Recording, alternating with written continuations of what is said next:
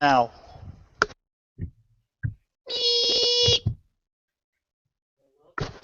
that's our intro music. This is hello, welcome to Political Trendy Radio episode 34 for the 23rd of October 2015. You can email at ellinthemood@gmail.com. You can follow me on Twitter at ptradio666. You can do other things, facebook.com/politicaltrendyradio, or just go to my YouTube page and you'll see a shitload of links you can follow and worship me, basically. My name is Elliot Lindmood, and this is a can of Rockstar. And I also have with me...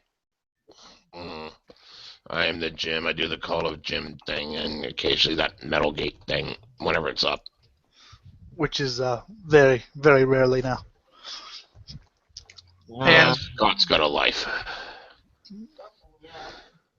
It's dormant. And you, other kid. Little one. Yes, yeah, I'm Eric, and I guess I'm here again. Jim made it through PTR the entire Monday show. That was impressive. Yay. I wonder how long before I scare him off today. I did have to yell at that Richard guy for constantly interrupting. Yeah. I saw problems there. I would like to point out that it was Anarch who added him, not me.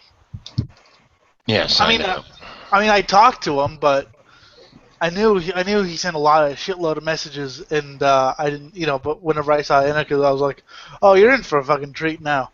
But he's nice, whatever. I don't fucking care.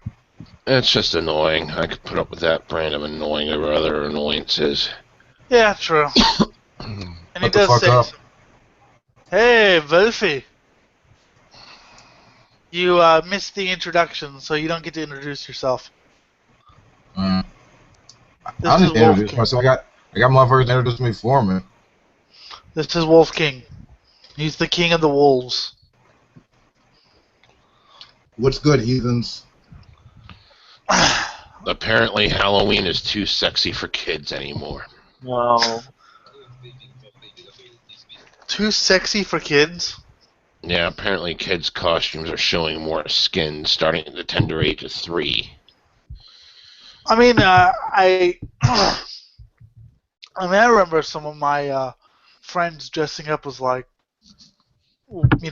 women dressing up as sexy cats or whatever, and I always thought that was kind of lame. I never thought that was fucking scary, because I misread Halloween when I was young. Apparently, it's not about being evil; it's just about being scary. You want scary? There was this one Halloween I dressed up in full drag, including makeup and fucking wig, the whole 9 yards. And you've just given every viewer of this show nightmares. Thank you. That's some great nightmare for you, son. That is a scary ass thought.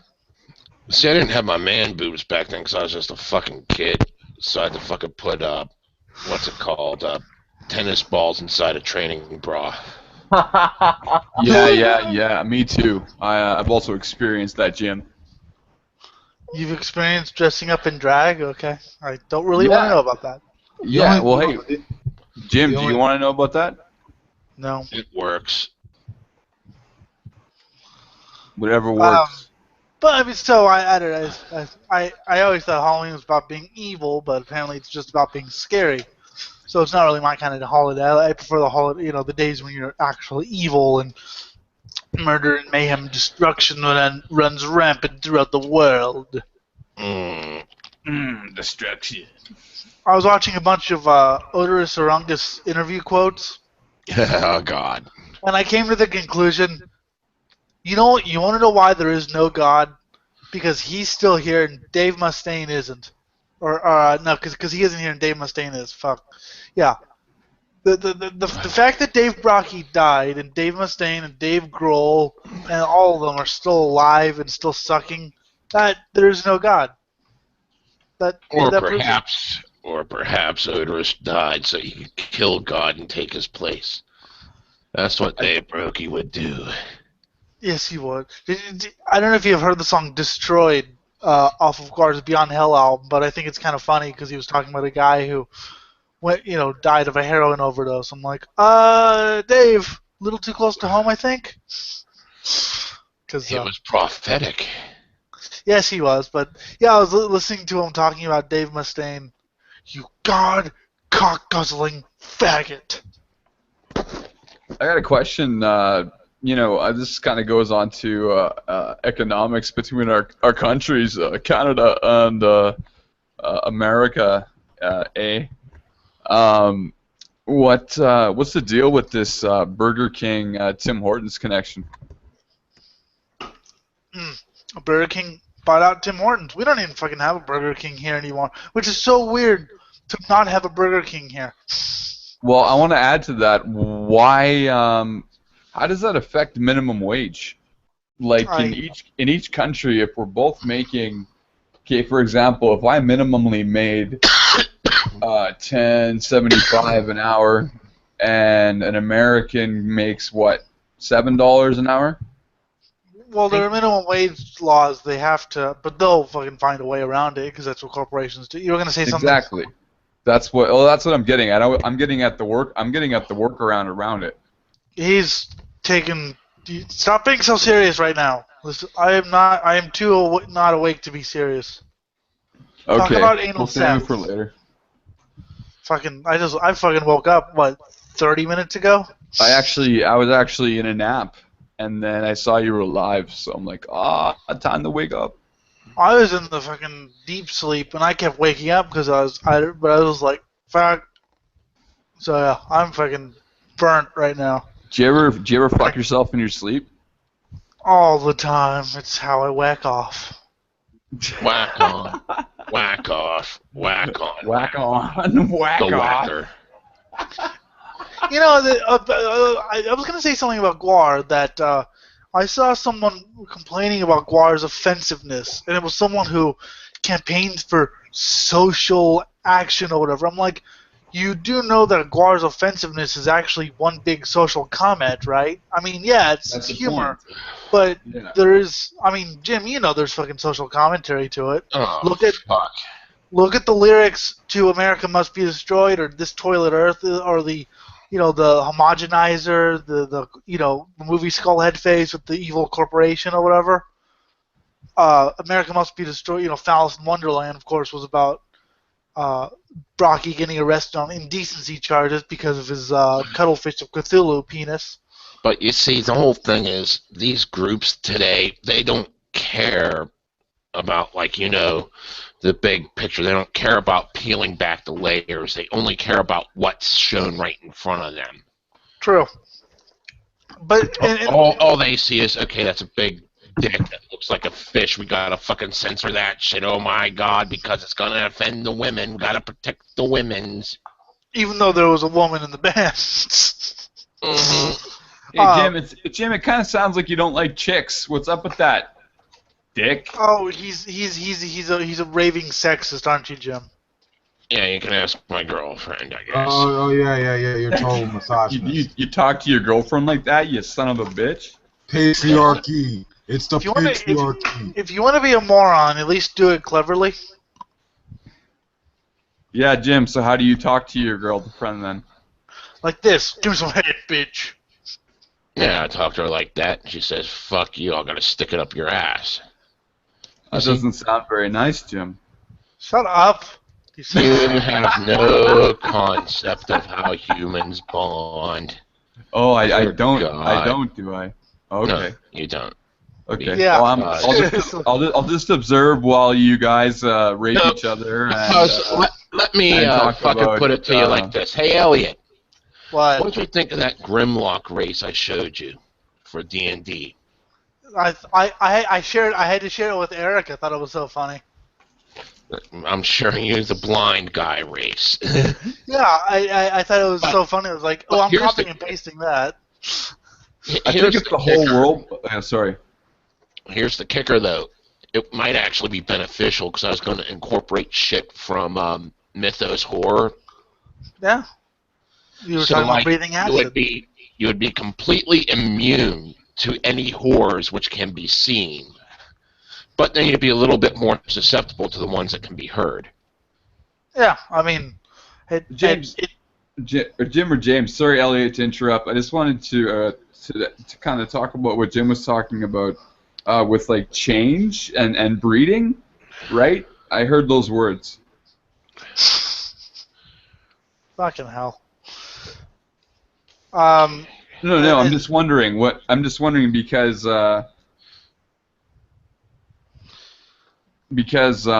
you know, because you're such Eric, a sexist. please and all. rape him. Please rape him, Eric. Rape him. Do okay. it.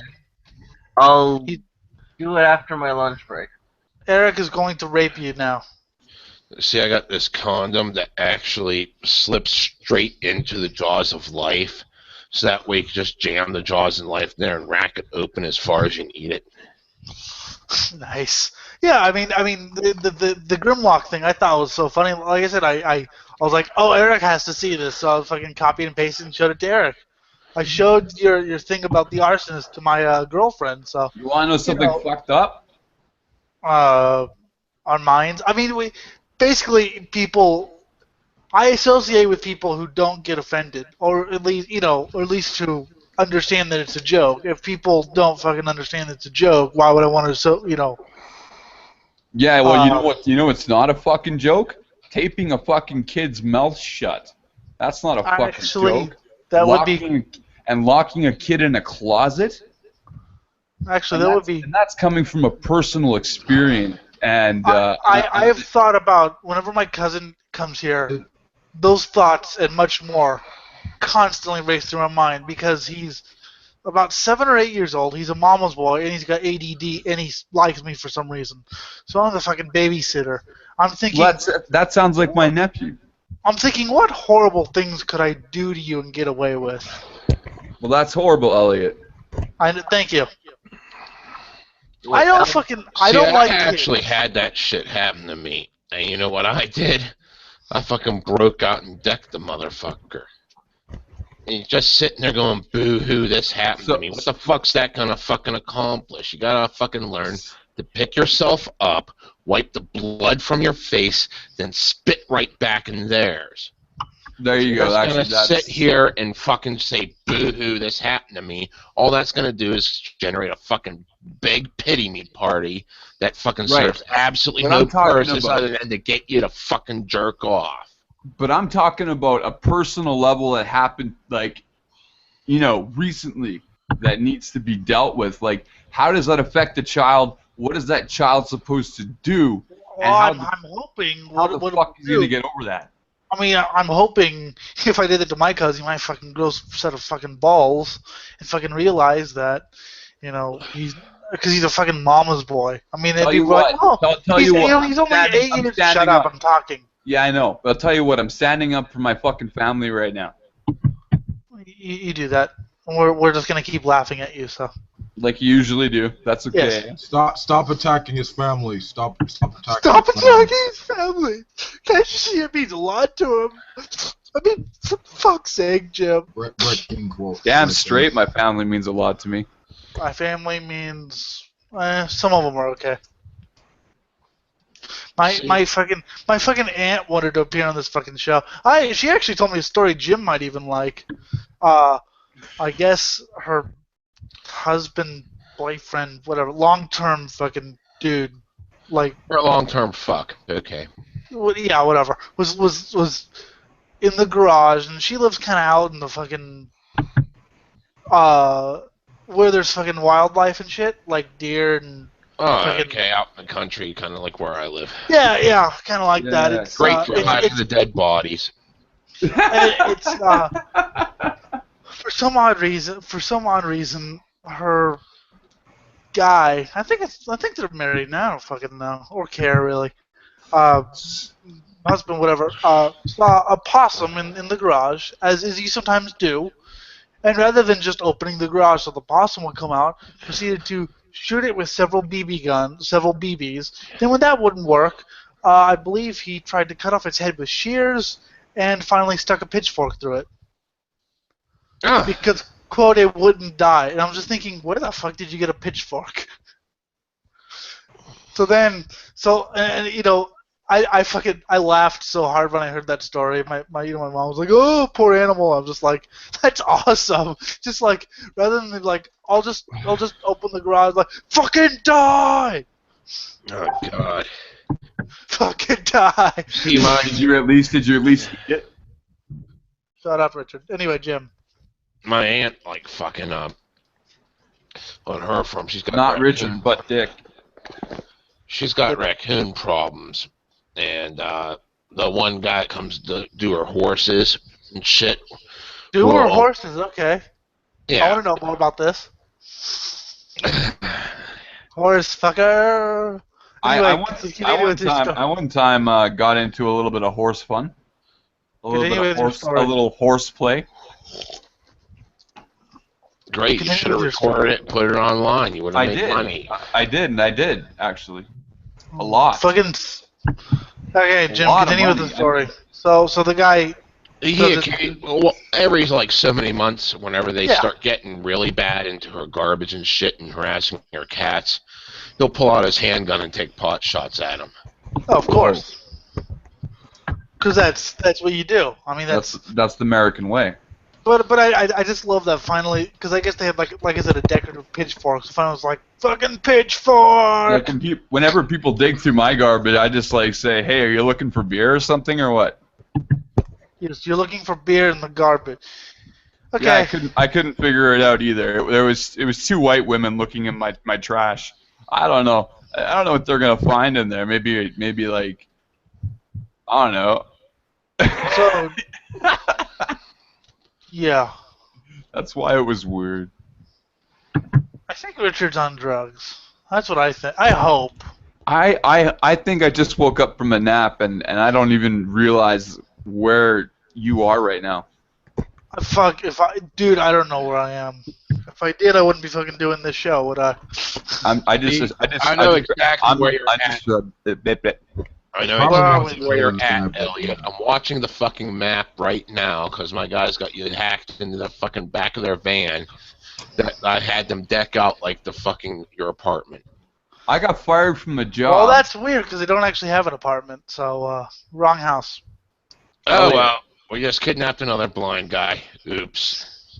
Yeah, Elliot. Speaking of dead bodies and shit, I got fired from a job for making a joke about having dead hookers in my trunk. I got fired. I was doing pizza delivery, and I think they took the joke too seriously. I got fired for actually having dead hookers in my trunk. Oh well, that. Good, we killed them. Yeah, it's an apartment. No, it's not. I'm sorry. I'm getting over being my family being offended right now.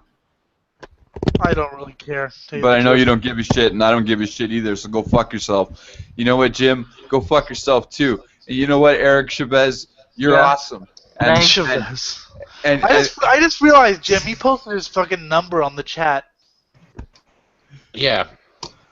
Fucking.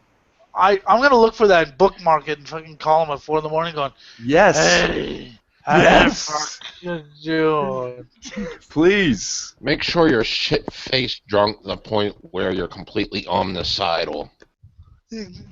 Yeah, okay. I want to get some really fucked up calls. Oh, well, we don't want to now.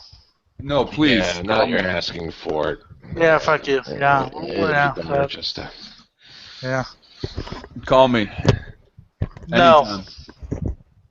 I'll call you fucking annoying. That's what I'll fucking call you. Yeah, you can call me and say you're an annoying son of a bitch, or you can just anyway, getting back onto whatever topic you had. Before you jumped in and ruined it. Yes, the ruining has begun. Is he not as bad as? Is he not as bad as, or worse than Anarcha? Sorry, I'm not trying to ruin anything. I'm not trying to ruin anything. I jumped into this conversation without any context. So I don't really know what you guys are talking about. There. Lesson number 2 after don't interrupt the host, or don't interrupt anyone, is always you can listen for a couple minutes. Like, I remember jumping into conversations and fucking listening for a couple minutes and going, okay, what are you guys talking about? That's lesson number 2 right there. Listen for a couple minutes, be like, okay, A, can I add to this conversation? Yeah, sorry guys, I had to B, cool my jets. you should just chop your jets off. Yeah, I know. Fuck the Winnipeg Jets. They make fucking jets that kill people, man. So yeah, well that's good. I like What killing the people. fuck are you I know talking you about? do. Just give me some damn weed already. Listen, So, yeah, no, that's- listen. The No, Winnipeg Jets, no, the Winnipeg Jets I command promote you. and Go forth distribute and get me weed. a new Deliver war it to machine. my house. All right, there's 5 people talking. Everyone shut up now. I'm talking. Thank you. Hey, it worked. Son of a bitch. All I heard was something about someone shoving a bag of weed up their ass to smuggle it somewhere. They're easily amused, aren't they? Yeah. Well, it's Maybe. I mean, I've known people that call that Tuesday. Yeah, no shit. I've known people who, I know one guy who got into Ozfest and smuggled a crack pipe up his ass. that's I'm just fucked like, up. and I'm thinking, dude. And then he talked about sharing the crack pipe. I was like, fucking, hey, you guys want to hit this? It's been in my ass for 3 hours. No. See, what we used to do is, like, we'd fucking have, like, hidden compartments in our shoes and shit that, like, we would fucking have triple You do that- latch somehow so it wouldn't open whenever they were inspecting our shoes and shit. But we knew how to open them so that way we could get our shit out of there. We also used to take the time to get all the tobacco out of an entire pack of cigarettes and then pack it filled with weed except for the tip, which we would put enough tobacco in to make it look like it was just a normal cigarette so they didn't know what the fuck was going on. Genius, man. That's pretty inventive. Jim, are you like the MacGyver of weed smuggling? I used I think- to do very good. Yeah. Well, I think there's people who fucking do that for a fucking living. So, I mean, there's people who fucking that's their Of course, livelihood of right course, there, Of course. Yeah. right? I mean, that's their fucking that's who they are. But yeah, I've fucking always I've never smuggled really. I've always just been like, oh, if anyone's got some, but you know, fuck it. Yeah. Smugglers are Han Solo. Oh, type my people. my dog wants to be in the show. She's barking. If you can hear off in the distance. Yeah. Hi, dog. Just think of Han Solo. He's a smuggler. Okay, shut up now. You've made a Star Wars reference. You must die. Yes. I got some more to make. It wasn't even a good one. Like, do you remember No. fucking that one time when that one chick was like scantily clad and shit, and like she was chained, and it was awesome. And I thought they smelled bad on the inside. Thanks Wait, to Scott, Fuck, I fucked it up. I fucking showed Scott Risk by Megadeth. Oh, fuck. Oh, I 'Cause he really put like the- that Megadeth documentary about Dangerous Dave. That Well, guy's you an- can't even he's- fucking he's- spell the name he's- right. He's an inspiration. And who fuck? I don't fucking spell anything right. Fuck you. He was an inspiration. Now he's a fuckwit. Well, yeah, but I mean, there's a time and a place for everything, right? For everyone who doesn't know, so Scott was bitching about Super Collider, which admittedly was a pretty shite album, but I was like, Scotty. If you think that's bad, you've never heard Risk. Because, I mean, Super Collider was... Yeah, I didn't. Sorry. Super Collider was a bland hard rock album with maybe 2 songs I could, if not get into, at least listen to, which are the first 2, and the second one has awful vocals because Dave Mustaine can't fucking sing. But so I was like, look, Risk doesn't have any songs I can fucking. And he was like, what the hell is this? I was like, welcome to Riskville. Jim, Yeah. Have you heard Risk? I only heard the first 10 seconds of the first 2 tracks before I closed the damn window. And I never don't- again. And that's when I said I was glad that I stopped at Cryptic Writings. Cryptic Writings had a couple songs that were decent, but it's just fucking bad album. Yeah. Euthanasia, I like a couple songs there. Countdown was the last album I think I like, and I like some of the new stuff as long as they like the albums. One thing that Dave said in that one thing that Dave said in that documentary, and not to say like I'm saying Dave is a huge inspiration, but not the drug use. I mean that's something I don't agree with personally. But he said something really cool in that documentary that was very inspirational to me personally. And he said we are Metallica, you are Metallica, and I think the people of the world need to know that you are. That was on people, the fucking '82 demo that he did with Metallica. Fucking awesome demo, by the way. If anyone's yeah, it was. I've read Dave Mustaine's book, which if you guys can find it for $5 or less, or a used copy, I recommend, or like a PDF. I recommend reading it, but I don't recommend paying full retail price for it. I mean, it's a good book. 3 things I have to warn you about. 1, Mustaine's an egotistical fuckwit. I mean, he just. Well, dude, we should all know this. He doesn't. I think it's interesting. He doesn't have much kind things to say about some people who I've fucking spoken to. I'm like, dude, they're fucking awesome. I like Johnny Z from fucking Megaforce. He's like, well, he didn't know what he was doing. I'm like, independent labels suck, and I wanted to get onto a fucking major and all this. He thought he was like the fucking awesome. Second of all, at the end of his fucking book, he gets into his fucking Christianity, which is pretentious kind of bullshit, whining about. Of course it happened when he was in rehab. Of course it fucking happened when he was, and he fucking explained it by using Pascal's wager. You're familiar with that, right? Using what? The Pascal's wager. Lack of belief in God and no afterlife. No, it was belief in God and afterlife equals infinite gain. Lack of belief in God and afterlife equals infinite loss. So basically, it's better to believe in God and not have it happen than not believe in God and have an afterlife. So he basically just used the fucking weakest. He used the fucking weakest. Yeah. He used the weakest argument ever to fucking explain his fucking choice. Life is a gamble. Leads me to believe that maybe drugs aren't such a good thing because they seem to have done a number on his mind. No, it was sobering up that did the number on his mind. Yeah, but the drugs fucking. Yes, I agree. All the fucking shit he did was like. See, the drugs commit trauma. The recovery causes insight. So I think that's where Jim's coming from. I mean, I don't fucking. No, that's not where I'm coming from at all. Oh. You can mute him if he really gets too annoying. I know. No, we're having a good talk.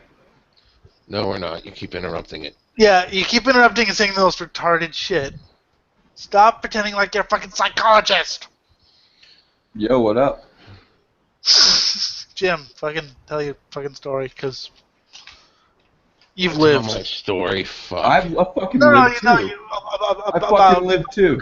About recovery equaling conversion or whatever.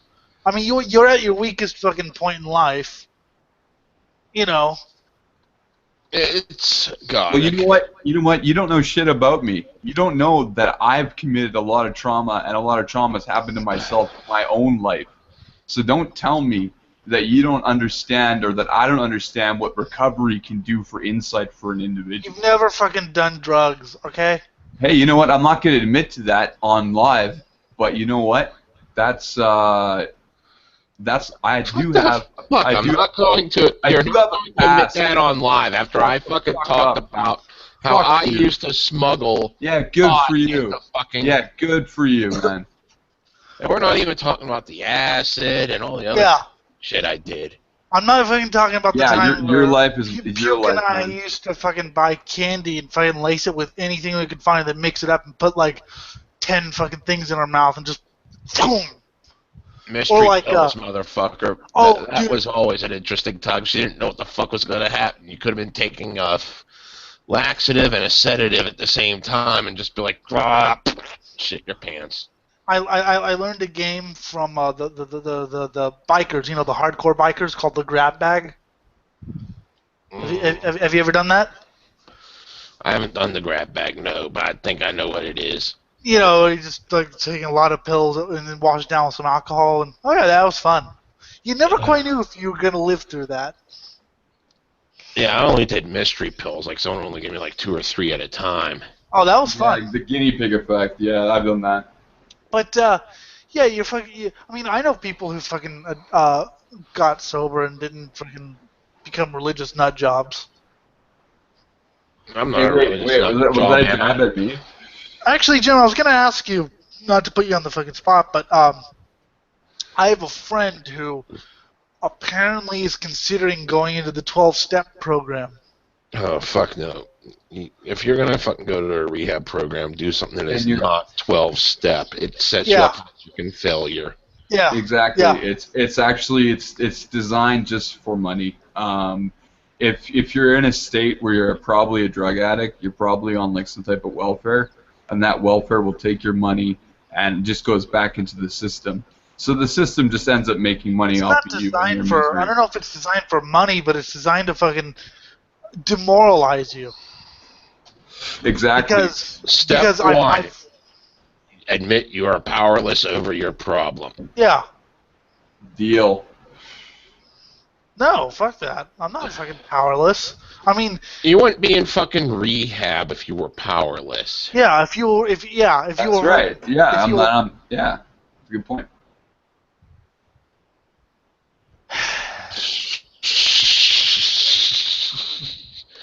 Murder senses tingling. Yeah, no, I don't blame you guys. just stop and just go. Did it hurt when you fell out of someone's ass into the toilet? Yeah. Okay, so fuck, make me want to pull my hair out. Anyway, yeah, so if you were powerless to do something, you would be out there doing it. You wouldn't want to get help. And then exactly. Sorry. And then I was actually reading the 12-step handbook, and it said for agnostics or atheists, just pick a god. Any god. Pick a god. Any god. It's all about the deck of many gods. Because it's a religious. Exactly. It's a religious thing. Yeah. But it's religious, but you're also not supposed to mention God. So people who they either get really into religion or really into AA, and they get really pissy if you're not into, if you're not obsessed with AA. Yeah, they don't like it when you're not in their groups. That's for sure. I mean, Jim, you were talking about wanting to do acid one day. You've never wanted to do acid until you were in the thing. You see, it wasn't that I wanted to do acid. I needed to do acid. And in my entire life, even when I fucking tripped every other fucking day for like months straight, it was always, I want a hit. I'd like a hit. That would be nice if I ate some acid. It would be cool. But I never, ever once actually felt a physical need until after I spent several months eating and breathing and sleeping the 12 steps. And this is after years of me not touching this shit, not wanting to touch this shit, not caring if I ever saw it again. Just one day waking up saying, I need acid now. It's like, wait a minute. No, I never needed acid before. What the fuck changed? Oh, the 12 steps. Okay, time to ditch this shit. Yeah, because it's your state of mind. Recovery is a state of mind. I'm gonna say that neuroplasticity and neuroscience, that is a good key example of how to recover. Without going through the 12-step process. I needed that pain out of my head. Yeah, I fucking understand, Jim. Yeah, dude, seriously, fuck. I mean, we all come from different. There are ways of recovering without rehab, but a lot of people need fucking someone to fucking lean on and that doesn't make them fucking weak or anything. It just that's how they fucking recover. That doesn't mean you're a weak person if you fucking a lot of people That's why I need built a someone to church. fucking lean on. That's why I built my church. I mean that I was never, I would say, addicted. I've always just did for fun. And I'm glad I never went through any of the, 12 steps thing. I'd be, fuck. Oh I'd be god, fucked. it's fucking horrid. It's the same bullshit over and over and over and over. And every day, no matter which step you're actually on, you have to start off working on the first 3 steps. Then you can move on to whatever other step you're on. You ever on 12? You ever fucking experienced group therapy where a bunch of people fucking tell you what an asshole you are? Yes, That's I've pretty much experienced every that. time I talk to you guys. Well, dude, okay. But no, that's good. I want that. Keep it coming. In the future, when it's necessary. Jim, please hit me over the head with a jackhammer so I don't have to feel this pain anymore. It would be great if we could all just share in the pain of something physical as opposed to this mental torment. Please, dear Almighty God, if you do exist, give us this physical pain. Please, fucking make something fall on my head.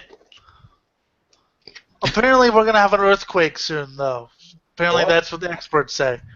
The I'm experts like, are I'm fucking probably moving. right. I'm moving away from LA. Yeah, thanks. I'm moving away from fucking LA now. Fuck earthquakes, man. I'm out of here. How bad have your earthquakes gotten, man? Well, I haven't experienced a really bad one because the last bad one was fucking '94 when I was fucking burbling around in uterine fucking fluid.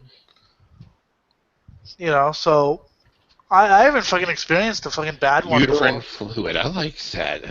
I've experienced several small ones but I've never experienced a really big one because the last big one was '94, and sorry, hang on a second.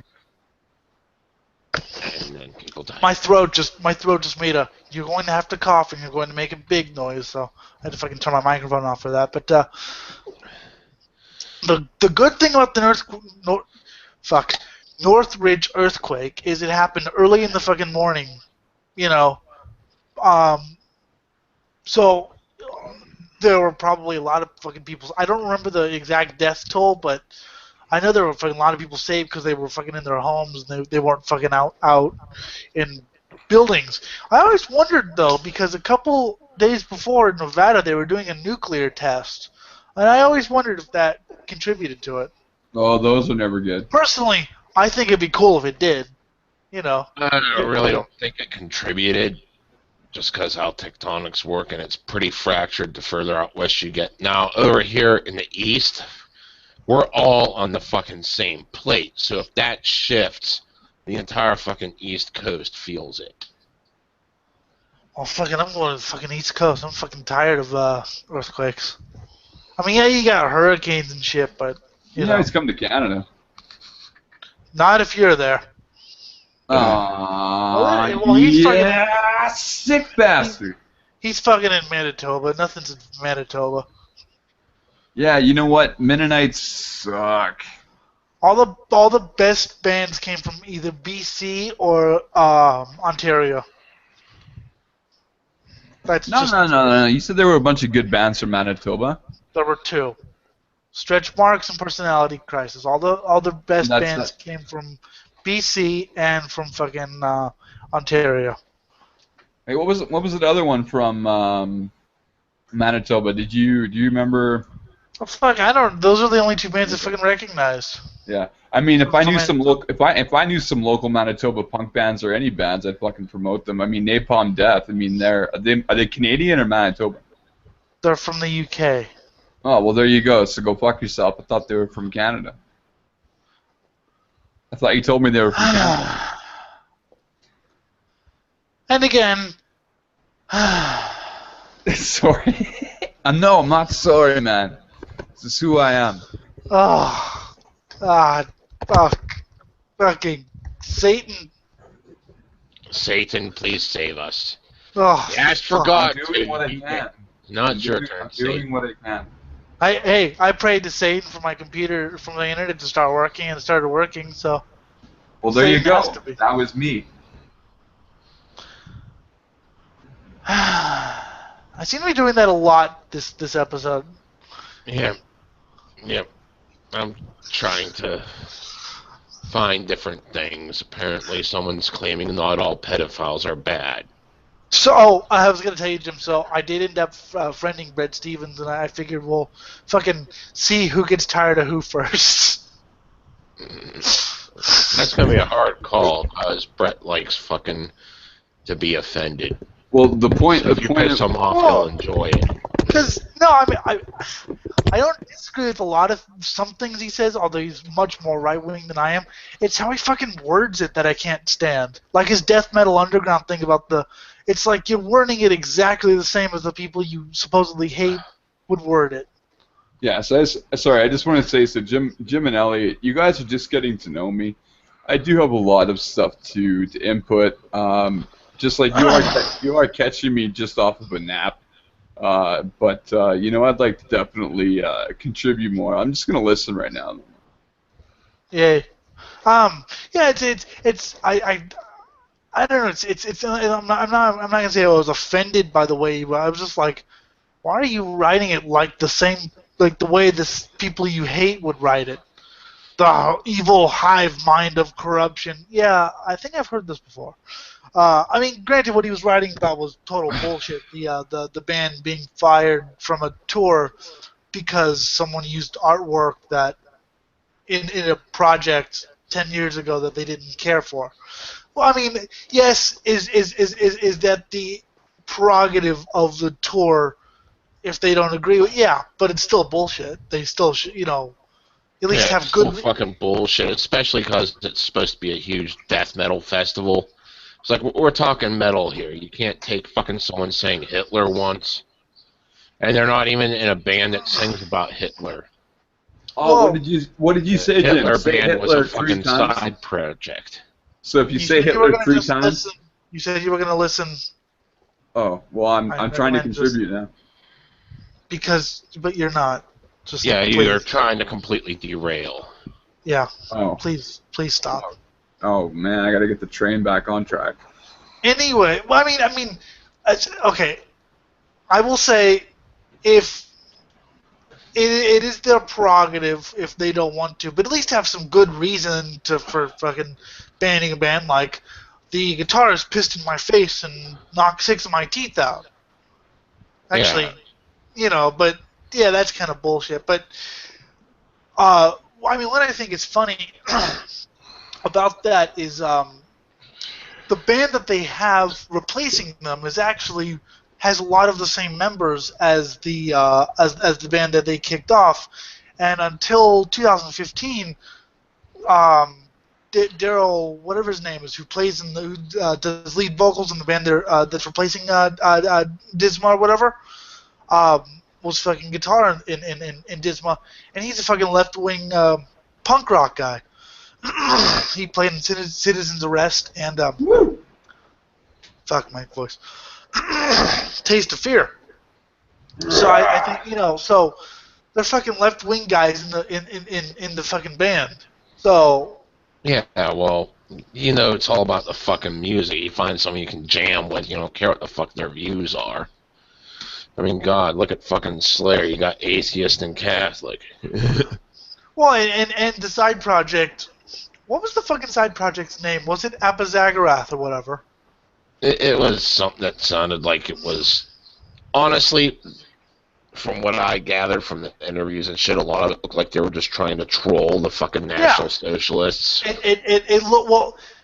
But I didn't hear the music to actually, I don't know Daryl. I don't know Daryl that much, but from what I do know about him, I don't think he would be in a band with someone that ardently Nazi. You know what I mean? Like, I'm not saying he wouldn't be in a band with someone who's, a little bit right wing, but I don't really think he'd be in a band with someone who's because he was, like I said, he came from the fucking punk scene. He was in Born Against. Put it to you guys this way: I don't like have the musical backdrop that you guys always use to bring into your relevant political conversation, and I have a lot of political shit to talk about, so I'm just gonna get off the air. We do fucking. Like fuck. Hallelujah! Thank you, Satan. Oh, fuck. Once again, that was not my idea. He's good if we talk like if we talk like off the air or whatever. If we just like dick around, like we were doing this funny thing where like I was doing like stereotypical Canadian shit. But yeah, whatever. I don't fucking care. When are we actually trying to bring up something that might actually evolve into something serious? Like he fucking started off way too serious when we were joking around. Whenever we're trying to get serious, he's trying to joke around. So he's even worse than Anarcha. No, by far, because at least Anarcha learns from his mistakes. This guy isn't. Yeah, I just fuck. Yeah, once again, I'm sorry. I'm sorry. Start crying, break down. Don't fucking apologize. Just say you were incorrect, then flush it down the shitter because it's just another turd and move on. Oh yeah, because I'm actually fucking apologizing. That's what I'm doing. Have you ever known me to apologize? Actually, you know what? I have apologized once. I will admit I have apologized once. I went up to somebody who was offended, and I said, "I'm sorry, you can't take a joke." Now that's an apology we can all make. Yeah, and he was like, "What?" I was like, "I'm sorry, you're."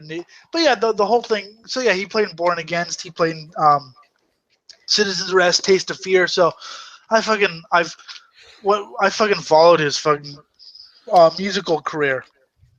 So I know, but yeah, from what I hear, it was a joke band, but there was one of the fucking National Socialist fucking websites interviewed him, and my God, the shit he would say, it's like, yes, we should be out there fucking raping blonde-haired white women, blue-eyed white women, so we could make certain that we still have blonde-haired, blue-eyed white kids in the future. I'm like, and this publication's taking them totally serious. I'm like, dude, I fucking grew up with fucking racist friends. They had never went that far off the rails ever. And you're buying this? What the fuck's wrong with you? Yeah, I don't see. What was the fucking name of the band though? Because I'll look them up. I don't know. Let me check here. I got it somewhere here. You fail at life. I feel it everything. Okay. Yeah, he doesn't have the musical, but he thought Danzig was in Metallica and Iron Maiden. Sturmfjord. Oh, okay. I like them. They're pretty good. Is it a joke band? Yes. It is? Okay. Let me just do a little bit of research here. Here, I got the interview I was looking at. Why is my throat so Methadone a place? I'll assume it might be. I think Germany was defending itself from the plague of world usury Jewry, and was unfortunately beaten with the help of the world Jewry between America, spelled with a K, CCCP, and Britain, our kind. This is reading like fucking Time Cube. Did he use fucking Time Cube to inspire his responses to this shit? Well, it says Otis Eugene Ray on vocals. What? He should have been fucking writing. But he should have been fucking writing lyrics.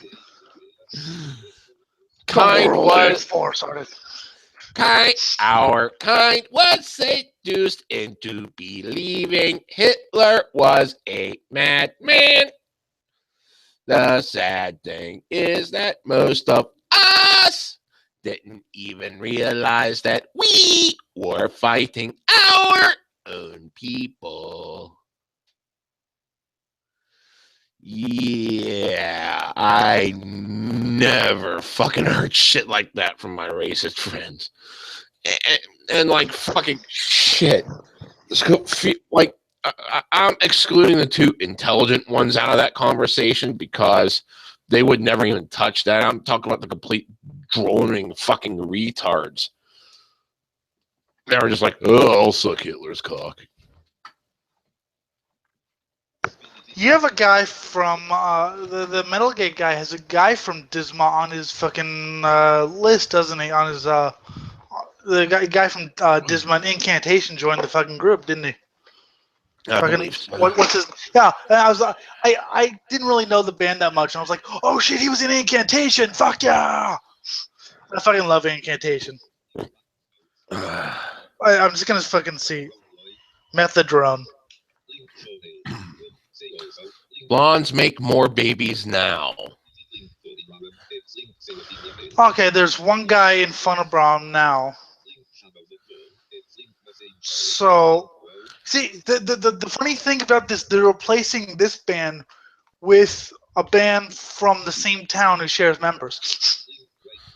Yeah, okay, Craig Pillard is the one they fucking... I remember him from Incantation. He was really good. Okay, he was the guy from... Yeah, he was from Incantation. Disciples of Mockery. Okay, he was the guy in Sturmfur, but... Let me just fucking see. Craig Pillard. Yeah, I something tells me Sturmfur is a fucking joke band. Yeah, that interview just... I had to get off it because it was fucking hurt my head. It's like, I never fucking... No. Yes. And I mean, I'm not guy, gonna put it past people that they were like fucking. You can fucking ask him yourself because the guy who was in the band. He's the reason they fucking got kicked off because the guy on Metalgate is the one in Sturmfur. You can fucking ask him yourself. Nah, I'd rather the mystery be there. Let's fuck with these people. If they're gonna be whiny little bitches about it, let's let them leave them that way. Fuck them. Yeah, well, you know. He hasn't even been in Disma for that long. But yeah, he's the fucking reason they got fucking kicked out. So. Yay. Fucking just want to fucking stab those bitches that did it.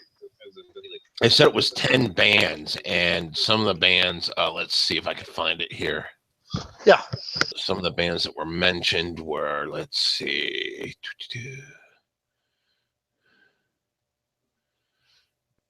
He's also in a band called Methadrone. Yeah. I don't know fuck all. I know fuck all about them. I guess I'm gonna learn, huh? Maybe we'll look it up. Okay. I just fucking clicked on them, so. Infest, Doom, Drop Dead, and Cripple Bastards. Wait. Infest, who else? Doom, Oh, Drop Dead. Fuck. If I want to fucking be in that fucking festival. Cripple Bastards. Okay, see, Drop Dead are a fine example of fucking annoying vegans playing really awesome music. Because I've gotten fucking fights with Bob Otis from Drop Dead about I used to send him pictures of steaks. And even Eric Keller thinks he's fucking annoying. Infest is really good. Doom fucking and Cripple Bastards, really cool fucking grind band from Italy. And Giulio does a lot of fucking cool releases on his label FOAD Records. And those are fucking. That's more of a punk festival than anything else. Yeah, and it's supposed to be a death metal festival in here. Death metal and grindcore. They do cross over a lot. Yeah, they do. So think of it. I'm just let me get more caffeine. Actually, I mean, if I'm fucking going to a festival, I don't like. Have you ever been to a festival and you just heard the same band 10 times? Mm. You go to let's say a festival and you see 10, 11 bands and you're like, is this the same band? See, I like kind of different. Like that's why I like some grind bands at a death metal festival. You know. Yeah. I love death metal, but like I went to one festival, one show, and the opening bands all sounded the same. let's see, Methadrone. They're from Jersey, and no one actually says Jersey except for non-Jerseyans. Yeah. Those are just some of the bands that are rumored to have said no to that. But with the one being a fucking annoying vegan, then yeah, that. I don't think Crippled Bastards would have said no. I think Julia has a sense. Well, he liked Daniel Cunt, so I don't think he would have said no to that. Yeah, especially if it was like a fucking side project. Other members of the band, I'm not sure, but I don't think he would have said no because, in Drop Dead probably, but they are fucking. Well, I never fucking bought anything they released because I'm fucking evil. But they're a good band. Infest, well, Matt Domino's a prick, so and Doom, I don't know, but yeah, I don't know. I think it was a misunderstanding, but who knows? Maybe they'll patch up relationships and all hug and go out for fucking pizza and beer and go kill some posers. Yay, let's kill posers. We need to do more of that. Who knows? Who knows what the real fucking truth is? I mean, for all we know, they were only told certain things, and they went, "Oh, we can't have that." And then, like, I mean, I remember people getting pissed off because there's a punk band called the UK Subs, and they play with a band called Pressure 28, not 18 or 88, 28. And there was a rumor that the singer was in the National Front, which is the BNP, which is the British neo-Nazi, and he said, "Wait, this isn't true." But the UK Subs got a whole bunch of backlash about, and they said, well, "Look, we fucking we don't want to we don't want to play with any Nazi bands, so we fucking look at that, and we didn't fucking see that, so." We were like, oh, we'll try to be fucking more careful. But yeah, Pressure 28 never played. But of course, because they're fucking skinheads, and because they talk about, and because there was a rumor, they got shat on. Yeah. That's been fucking happening way too much lately. I mean, I get it. If you don't want to fucking play with Nazi bands, it's whatever. It's your fucking prerogative. But, people who jump on the fucking band. Oh, they must be Nazis because there's a rumor that I heard from my uncle's cousin about the guy being in the national, the BNP or whatever. It's like, well, can you verify that? Maybe ask him, because I fucking friended the guy and I asked him and he said no. It's always better to just fucking clear the air and just. It's so easy to ask. It's a Nazi band? Yes, okay. No, okay. I don't care either way. If you play good music, I will listen. Oh no, I don't fucking care. Well, that guy, the Rusty Shackelford, who I know his real name. I can't figure out who he actually is, but I know who he is. If you know what I mean. Like, I know I have his real account on my friends list, but I can't figure out who he actually is because I'm too lazy to ask. He asked, "Are there any good NSBM bands?" And I'm like, or what's your thought on NSBM? I'm like, well, if I found some good bands, I'd listen to them, but I haven't really found any really good bands. So, Nazi black metal or whatever. Yeah, I know. I mean, it's like fucking. They're like, my friends subjected me to like all these fucking oi kind of punk kind of bands back in the day, and there were only two that actually stood out. Every single last other one of them sounded like a Screwdriver ripoff, which also ruined Screwdriver for me. So, I know that that's the propagator and all that, but like with so many bands mimicking the style, like 100% zero variation, yeah, it killed the propagator for me, so I couldn't even listen to them anymore. I remember a review of Screwdriver from that punk bastion of political correctness, Maximum Rock and Roll, where they said, I'm guessing this review has been expunged from the memories of people. This is their this is just before they went full-on racist. This is they were kind of patriotic. but someone said, I hate their message, but I love their music. And that's kind of how I feel about Screwdriver. I listen to and I listen to Ian Stewart's solo stuff too, and there's acoustic stuff because I think it's good. Uh, I think the lyrics are retarded, and I think it's ridiculous. But I still listen to them. But there are plenty of non. I only listen to a couple Oi bands because they all fucking sound the same. Uh, Either racist or non-racist Oi bands, of course. Um, there are a couple like Blitz is a good band and a couple others, but yeah, the thing about Nazis is they're not really discriminating when it comes to music. They tend to listen to whatever agrees with them,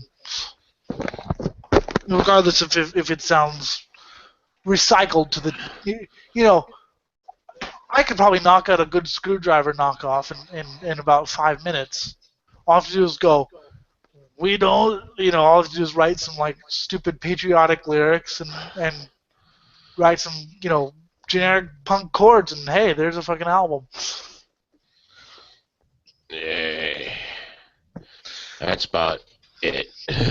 Well, yeah, Screwdriver influenced Oi on the racist and non-racist circuits. I mean, people who like their first record, which before they were a Nazi band, I thought was a really fucking good album. I still listen to it, all screwed up. That was when I was a fucking 15-year-old.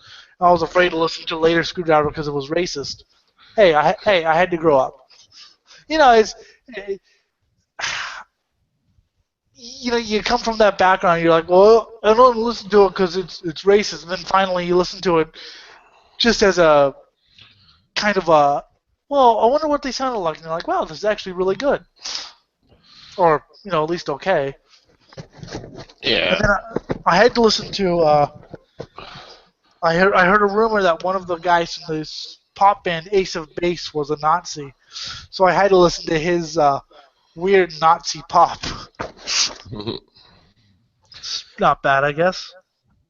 Yeah, it's just half the time the lyrics just get recycled over and over again. I'm trying to remember I know one was Bound for Glory. That was okay.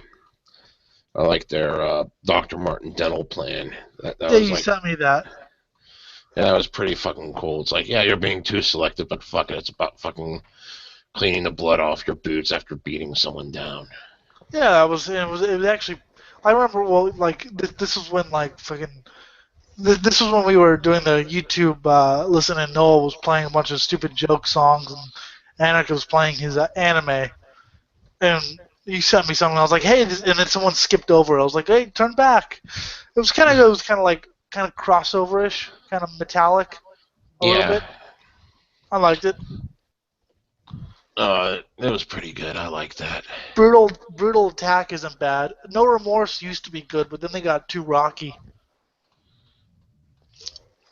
A little less punk, a little more, and the lyrics got actually even more retarded than they used to be, if that's possible. I remember. Oh God, there was this one. I don't even know what the fucking name of the band was, but I think I even said it before. But they like fucking parodied "You Gotta Fight for the Right to Party," and it was "You Gotta Fight for a White Nation." And I was like, that is so fucking dumb on so many levels. Hey. Yeah, I remember. Am I back this time? I remember listening to Ian Stewart and the Klansmen, his rockabilly band, doing a cover of. Well, first of all, for real, can someone say that they can hear me, please? The Klansmen. Yes, we can hear you.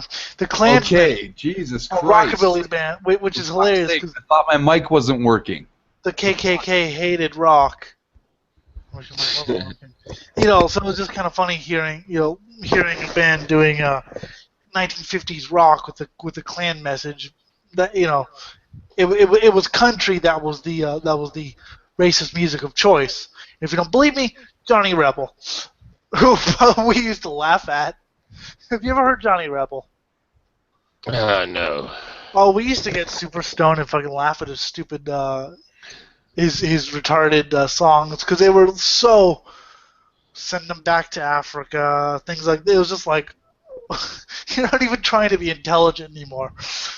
You know, Oh, there is such fuck. I fucking love doing this to my friends because my one buddy, he's 1/8 Native American, and he went to like fucking Lost Tribe meetings and shit.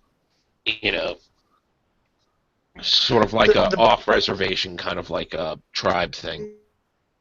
yeah. Yeah, just to be clear, I'm sorry I got so aggressive and upset, but I come on this show to talk about political things, and I know that you guys are not just a political channel, but there are elements of society and politics that are always in sync, and I just don't understand why you guys think that I just derail and interrupt. I want to speak. I'm fucking going to speak because that's who I fucking am, and let's just have a level playing field from there. Okay, Dick. Okay, here. The Monday show is the more serious political show. The Friday show is when we talk about music and shit. Okay, Okay. deal with it. No, And I'm cry. dealing. I'm crying.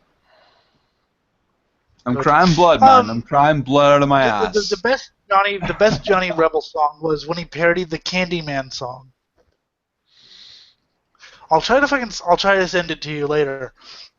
Okay. But I'll check it out. but Yes. but Ian Stewart did a cover of Johnny Be Good called Johnny Join the Clan. I thought it was the funniest song I've ever heard. Johnny Join the Clan. Sounds No. hard. It's hilarious because he's a British guy who's never been to America, doing rockabilly with trying to have like a southern accent.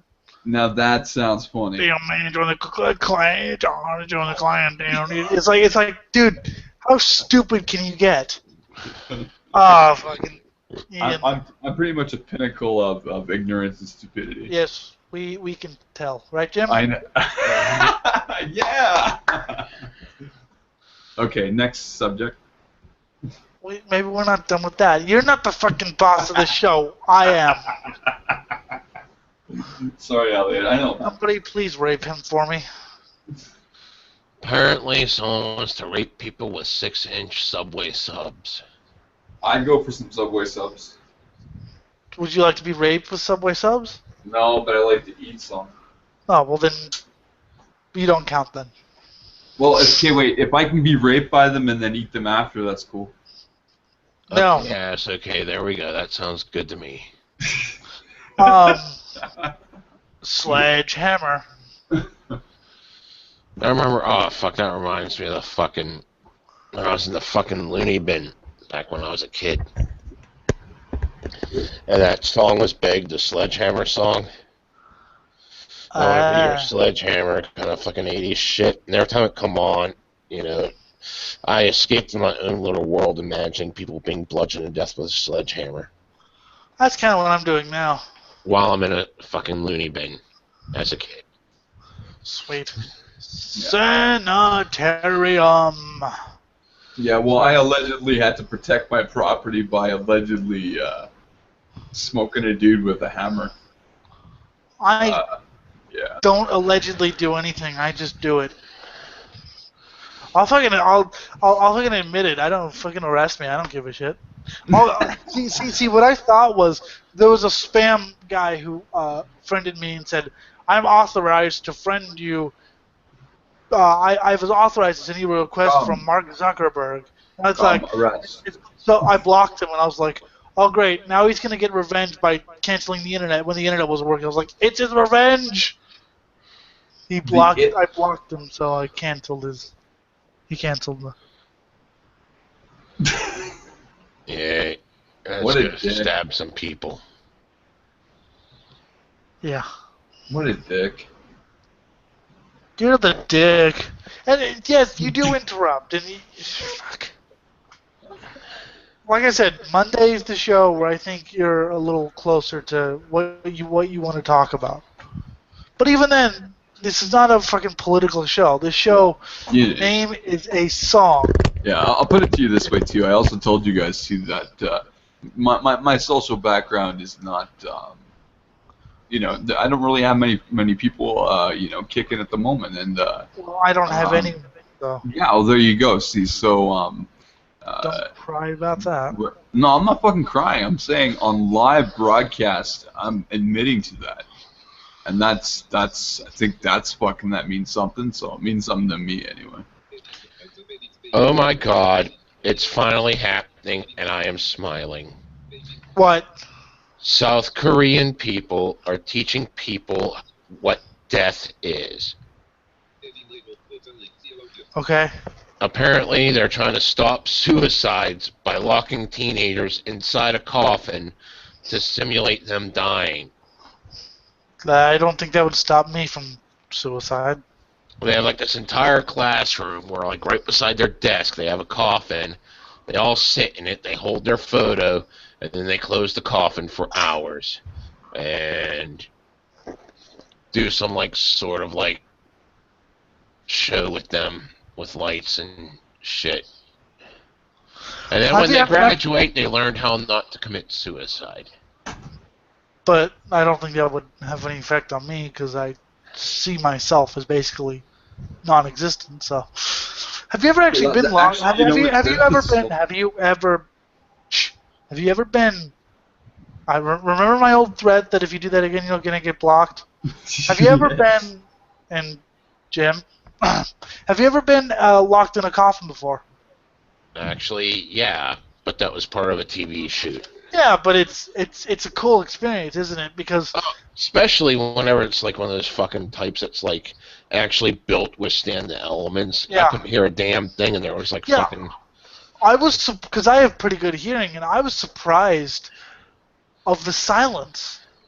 Because like I said, my hearing is pretty you're awesome. blind. Yeah. You fucking so your hearing's gonna be better than mine. I'm just trying to rub it in. If we both went to fucking the same amount of death shows, if not me going to more. Well, I haven't been. I haven't been, dude. I haven't been in 2 years. I've got to go to more. I just have. But anyway. I never. Yeah, I was just so surprised that I couldn't hear anything. I was like, wow, this is. It was. They did it for like 2 minutes, and finally I was like, wow, this is. Yeah. It's fucking wild. And then they had to fucking you know what? I'm a pretty boring person, except for when I get to come on shows like this and totally fuck everything up. That doesn't make you any more entertaining. He reminds me of Chris. Jim, doesn't he reminds me of Chris Aguilar. Is that annoying kid that I had to block? Yeah, that's the annoying guy that we took care of. Yeah. Well, let's not have to go that far. You've been warned. I know. I like you when we bullshit and have fun shows, but I know. Maybe I'm not in the. You know what? Maybe I'm just not in the mood today for this show. Maybe not. Oh, I'm sorry. Shit. Here's another cool story. Go. A woman is arrested after sending threats to lick and taste children. That's the one I would. Did you hear about the woman who destroyed a Subway? No, but I want to. Like a drug binge or whatever the fuck you call them. I guess she destroyed a Subway restaurant. That's fucking wild, man. So she was on drugs and just destroyed a restaurant. How bad I think was so, it destroyed? Yeah. Wow. You got the fucking working computer right now. Okay, fine. Let me look it up. Woman destroys Subway. Oh, God. Here we go. Oh, boy. Anchorage, Alaska. A naked woman destroyed a Subway restaurant in Alaska Tuesday night, according to KTUU. Employees told police the woman entered the restaurant fully clothed around 5 p.m. and went to the restroom. About 2 hours later, she came out of the restroom naked and began destroying the restaurant. She broke furniture, pulled down ceiling tiles, threw food, tables, and furniture, according to KTUU. Police said the woman appeared to be on drugs. Appeared! Now in custody. She appeared to be. And yeah, the restaurant's pretty fucking destroyed. The bar where they have all the food's got chairs in it. The lights are all fucking destroyed. One woman. Yeah, running around naked, just destroying the place. Oh That's someone. Great. That's That's someone. a political statement. That's a political statement right there.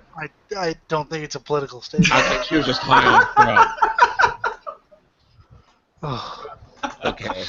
No. So the story I found, a 38-year-old woman is accused of sending anonymous threats to a family that said she wanted to taste and lick their children. The Champlin city attorney is now considering charges of gross misdemeanor terroristic threats and stalking. Terroristic threats? Are you What? shitting me? Yeah, That's messed up. I'm gonna lick and taste them. That's terrorist. So that's on par with 9/11 in Oklahoma City. Yeah, licking That's kids. terrorism. That's I mean, it's creepy pedophilia, but it's creepy and it's pedophilic, but terrorism? police say she sent the first threat late last month. It was made to look like an anonymous sent letter that read, "The children look delicious. May I have a taste?" This is great. The family, who has 2 elementary school-age children, reported the letter to police. Pussies. Days later, they began getting magazine subscriptions delivered to their home. Instead of a name on the address label, it said things like "Tasty Children." I like to eat tasty children. The children. She was The angry children. because Won't somebody please think of the children? she was angry because the kids were leaving things in her yard and being noisy kids, bratty and spoiled. So that's, I mean, what I would do is I just chuck things at them, but you went to a whole nother level there. I mean, come on, if a child is doing that, you just, you start throwing like garbage at them and, roll trash cans at them. Yeah, You just roll over their fucking toys with a lawnmower. Or torture them. No torturing. Torture them for hours on end. Oh god. Dude, if you get offended, you can always No, I'm not offended. I'm just saying. Oh god. Yes, we support torture. Yes, torture is always a happy day. Yes. See, what I you don't want to think- do is grab a fucking drill and fucking drill a rusty drill bit until it fucking just barely enters their bone. Then snap the drill like 90 degrees real quick. But Elliot, I will talk your ass down though if you do talk about child torture. I seriously, for the love of God, I will. We will block you. I will. Well, I will smack you even though you're blind. Child torture's fun. Didn't work. Damn it. Dude, I'm not. You are impenetrable. Do you really think I'm going to be afraid of you? I'm not afraid. Do you really? No. Please kill him. Fuck. I'm the I gotta hardest be. man. I gotta be more discriminating about who I let on this show. And I'm also the hardest person to read in the world. So, like, you know what? I honestly don't think I'm really offended by anything, but there are things that have happened, or that I've known that have happened, to people in my life, and it just whatever. I just have whatever comic comes to my mind, and it was oh God. So God. Ah. I know people who have done worse and who have been through worse, so I know both. I know both victim and executioner, so to speak, and it doesn't fucking affect me at all. So somebody asked after a joke I made, what would you do if that happened to a family member? I'd say that was horrible, and I'd still make the same joke. I mean, it's if you know the difference between a fucking joke and reality. I mean, I've had family members, or friends be, raped, killed, or whatever. I still make the same jokes. It's not going to affect me. It's going to, if anything, it'll just make me more inclined to make those jokes. So. Jokes in the future. Because one way of dealing with trauma is joking about it, and people do not comprehend this. Sometimes you're just a fucking foul, sarcastic fucking piece of shit that needs to make a fucking foul, sarcastic fucking piece of shit joke. And sometimes people need to jump off cliffs. Mm-hmm.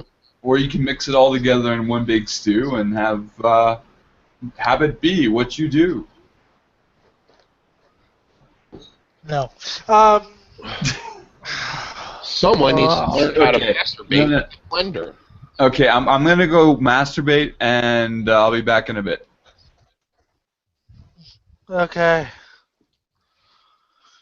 Oh, fuck. Okay.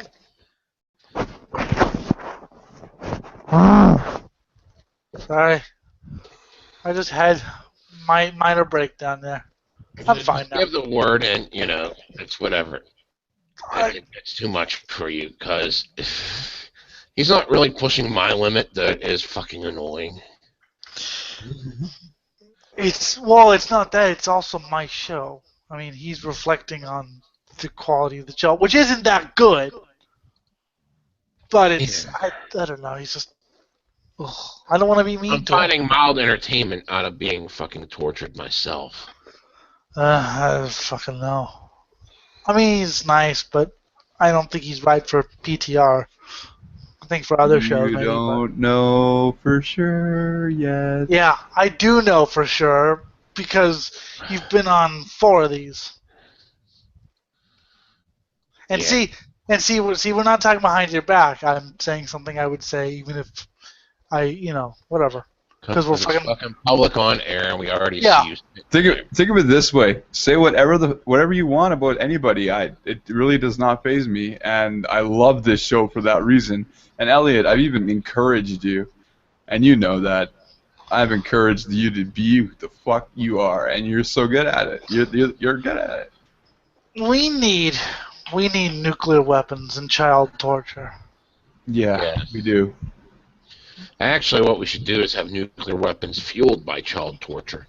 Yes. I think we should have children with nuclear missiles in their shoes. You're just not that good at this. Damn it! Oh. That was awful. Okay, I'm gonna God, this guy's fucking blind, and he gets a better idea of the fucking schematics of a nuclear warhead than you do. Okay, keep going. Those would be big shoes. I am hungry as fuck. I mean, seriously, I'm hungry as fuck. But whatever, fuck it. I'm dying here. I mailed you a goat. It died in the mail, though. I mailed you a pipe bomb. It should be coming soon.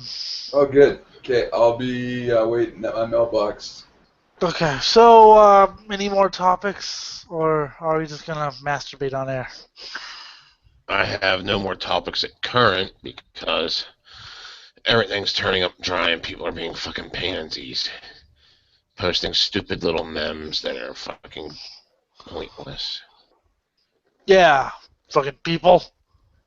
Post something good. Okay, I got something. Oh no. It's actually, I'm gonna read you something. I found something. Okay, here. Thank you for meeting with said people. We recognize blah blah blah. And we apologize that we had gossiped about your life, and we are now going to pay you for gossiping about you. Awesome. Whatever. It's a real document. I'm going to read something. Thank you for meeting with us. We're not sorry for gossiping. We're going to keep gossiping about you. And if you come by my house again, I'm going to kick you in the teeth. Then I'm going to torture you for 10 hours. Then, I don't. Then dump your slowly quivering body in the river. Wait, I don't care if you gossip about me. I promote that. Whatever. It's fucking annoying. He doesn't get offended. He just annoys. I mean, kind of like you. If you're gonna get an annoying person on here, at least be offended by things. Jeez.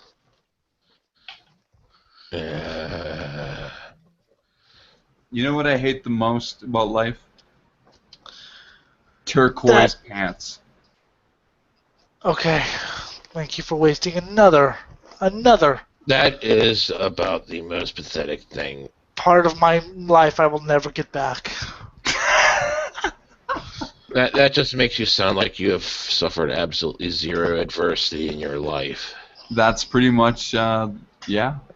No, because Jim, the police constantly hound him and like butt rape him every night. Exactly. That's why I have no life.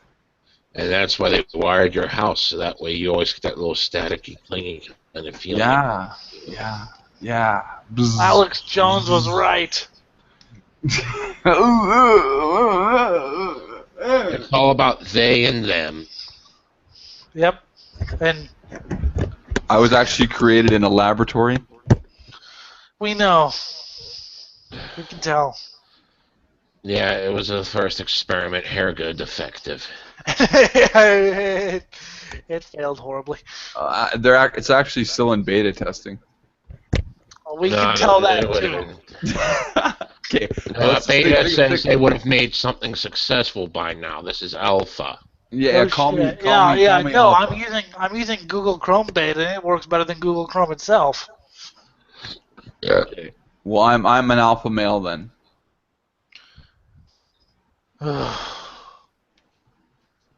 My head. Call me the mind fucker. I'll call you a lot of things. Good. I have a lot of names to call you. Like what? We have 0 viewers. See, you scared everyone off. You probably shut up. Okay. Don't blame it on me, Elliot. But it is your fault. No. Yes. When someone's bitching about eating meat, which I say eat human, it's the other white meat. Human. And eat children after you torture them. Oh wait, can I share a video? No, It's about cooking babies. we're not watching videos right now. Oh, okay. Because this is a live broadcast. Oh, sorry. I was just trying to be politically trendy. We don't... I'm gonna fucking change this name to Don't Talk About Politics Show. I'm fucking tired of this name now. No, maybe it's a good idea. Change is always good. Okay, block him. What? No, I'm not. No! You've pushed me over the edge, son. Okay, I'll talk to you guys There we later. go. You do what you want.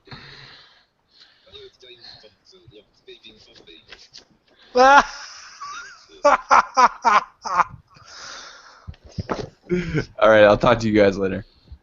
Bye. Fuck. Oh, no, wait, So- did he just leave? He blocked you. Oh, he blocked me. He Oh, that's blocked okay. me. I don't really care what he thinks anyway. He doesn't really care what you think anyway. Oh, that's good. Oh, that's good. See, me and Jim are kind of like the same, one and the same. And that's why it's yeah, see, this is Is he good. I still actually like talking the to fact you? that I can't hear what he's What's saying. that, Jim? Is he still talking to you? Jim said, quote, me and Jim are kind of like the same. We're kind of the same. Oh, God. Yeah, me and Jim are kind of like the same, except for the fact that Maybe when I was he's like definitely 11, had a lot before I more went to the social mental contact with institution. people than I have in my recent couple months. Maybe And when I- he was like 11, that's what Jim said. This is fun. This is a fucking great show now because yeah, you this can't is hear. I like this show this way. Because yeah, because I have to be the fucking interpreter. Yeah, I don't think you guys are alike at all. Yeah, maybe we're not. Maybe we're That polar is a good opposites. thing. Meow. Hey, Jim. Okay. He said, "Hey You're- Jim." Your mother, does she still I hang can't out hear at him dockside at all. bars? He's insulting your mother now. Who hasn't? Oh, he can't actually hear what I'm saying. No. Oh. Okay, That's well why I think tell him. I'll tell him. I'll lure him to a sewer well with small pieces of candy, and I hope that he Boy, let's he see. finds says he'll lure you. happiness I'm not even gonna in fucking repeat. treacle. That's just too bad. I'm not gonna fucking repeat it.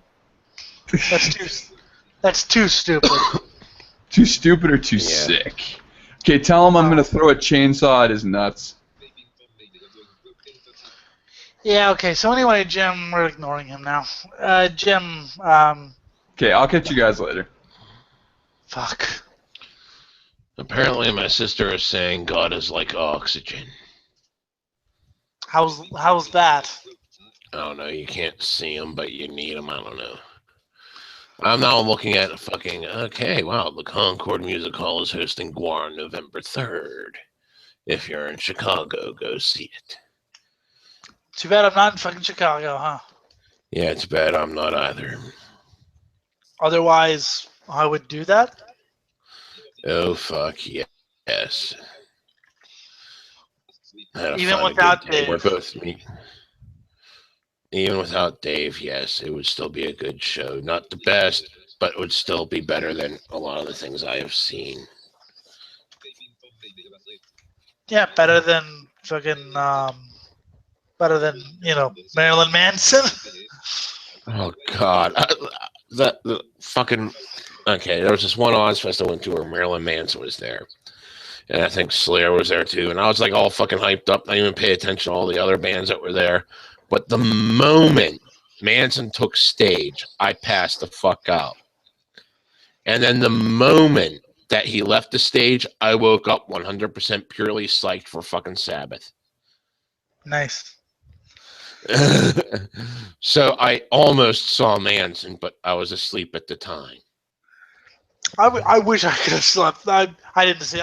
We left because I was so pissed that Slayer was playing before Manson. I was like, I was like, fuck that. Marilyn Manson sucks. Slayer's awesome, and we left. Yay. Yeah, I was never big on Marilyn Manson. I always joke with my one friend calling him pop rock, and he gets pissed because he likes Manson. It's fucking great. Well, they are pop rock. It's more alt rock technically, but yeah. Whatever. Trying to pull the pop chords. I like some alt rock if it has a little bit of metal in it, but it has to be good. Like it has to be like Korn sucks. I remember what. My friend always called Slipknot slipcorn. Yeah. Yeah, well, pretty much. I remember when Korn. I remember hearing the first album and thinking, okay, at least he means it. But then I heard the Korn 3, Remember Who You Are. I'm hearing a 40-year-old guy trying to talk about how he's so pissed off about his childhood. I'm like, dude, this isn't fucking working. You're trying to pretend to be someone you're not. And isn't it weird that every new metal band was apparently molested by their parents or whatever? Yeah, we were all molested and raped. Like Korn, Linkin Park, even Machine Head had a song about how they were molested or whatever. See, I was molested as a kid. A guy fucking threatened to snap my neck if I didn't play a little game called Sucking Cock. But you didn't go up and whine about it. Well, when I was a kid, I did, but then I realized that, that was bullshit. And no, I mean, should just today, be out to kill the guy. Yeah, I mean, today you don't go out like on the shows and I was molested as a child. No, I don't do that. I bring it up as an anecdotal kind of thing. Yeah. If it's relevant to something else we're talking about, not like, oh my God, feel bad for me because it happened. Fucking, I learned how to deal with it. That happened when I was 7 years old. I'm 40. Yeah, well, I pushing remember. 40, but it's like fucking, we're talking 33 years ago. If you haven't dealt with it over 33 years, you are at the mental age of a fucking fetus. You haven't developed at all. I remember what somebody said about Oh, it was John Peele's book, and he very casually mentions in his book, "Oh yeah, I was raped once by a older guy," and he just that's it. There was no like heartbreak. He's like, "Oh yeah, it happened once." I thought that was cool. It's like, yeah, just mention it, and like, "Oh yeah, I was raped. That happened." And it's gonna be fucking traumatizing for you whenever you're a kid. Probably Yeah, last a few years, but whenever you start, realizing that it was just some fucking bastard being a bastard, then you start turning that into just wanting to fucking murder him, and you're not trying to get pity anymore. You're trying to look for ways to stay out of jail after you murder the bastard. Then you learn to realize that the bastard's not even worth the fucking jail time. And then you find out from people about how ruined that person's life was after the incident. Because, like, oh, fuck, when it happened, I was so fucking pissed off the system, too. For years, I fucking hated the government. Then I got kids, and I tried to be part of the system. Then I got fucked out of my kids. I was like, oh, yeah, I hated the system once, and this is why. I needed that reminder. But anyway, fucking what happened was, went to court, get the guy out there. They said he was 17 at the time. He was going to stay in juvie till he was 21. He got out 3 months later because his mom cried, boo-hoo, who's going to earn my bread in this family. because it couldn't be her. Mm-hmm. I won't be able to survive without him because I need money to live and make money. Okay, here you go. And this is like fucking back in 1983, so, take from it what you will. I think the most brutal thing about that was the fact that they didn't have rape shield laws at the time. So everyone at school knew I was molested and I was called a faggot and got beat the shit out of them. That's kind of why I went to the loony bin. When you were 7? Jesus. Yeah, when I was 7, fucking kids would call me a fucking faggot, beat the shit out of me. And then, I started getting to football whenever I hit about 5th grade, but then I fucking slipped and fucking sprained my ankle and was a little pussy about it. So I got a cast on my leg for a fucking sprained ankle. Oh, no. And then they all called me faker and all this shit, and then they started calling me fag again. That's when I went all boo-hoo, suicidal, and that's what got me fucking put in the loony bin. See, I got the cool kind of suicidal. The kind where like, yeah, I'm gonna do it. Why? I'm bored. You're bored. It's Saturday night. Time to blow my brains out. Yep, pretty much. Something I was like, hey, it's fuck it, bored. But you had a cast on your ankle from your leg for a sprained ankle. Yeah, it's fucking pathetic. That's lame. That's so fucking pathetic. Like, as I grew up, you'll notice, when I tell life stories from like before I got into metal, I was a complete fucking dork whose mother dressed him and boo-hoo, pity me shit. Then I get into metal, and for a while I'm still flirting with the boo-hoo, pity me shit. Then I go completely fucking hardcore. Then I have kids. And I try to be a productive member of society to put that fucking, to try to set a good example for them. Then I lose rights to my kids. Now I got the Jesus cult, which fucked my head. And then now we're here where I sit there and say, you know what? I was right when I was a fucking little bit teeny bopper, just getting into metal and shit. Fuck the system. Fuck humans. Fuck everything. Everything needs to die. Yes.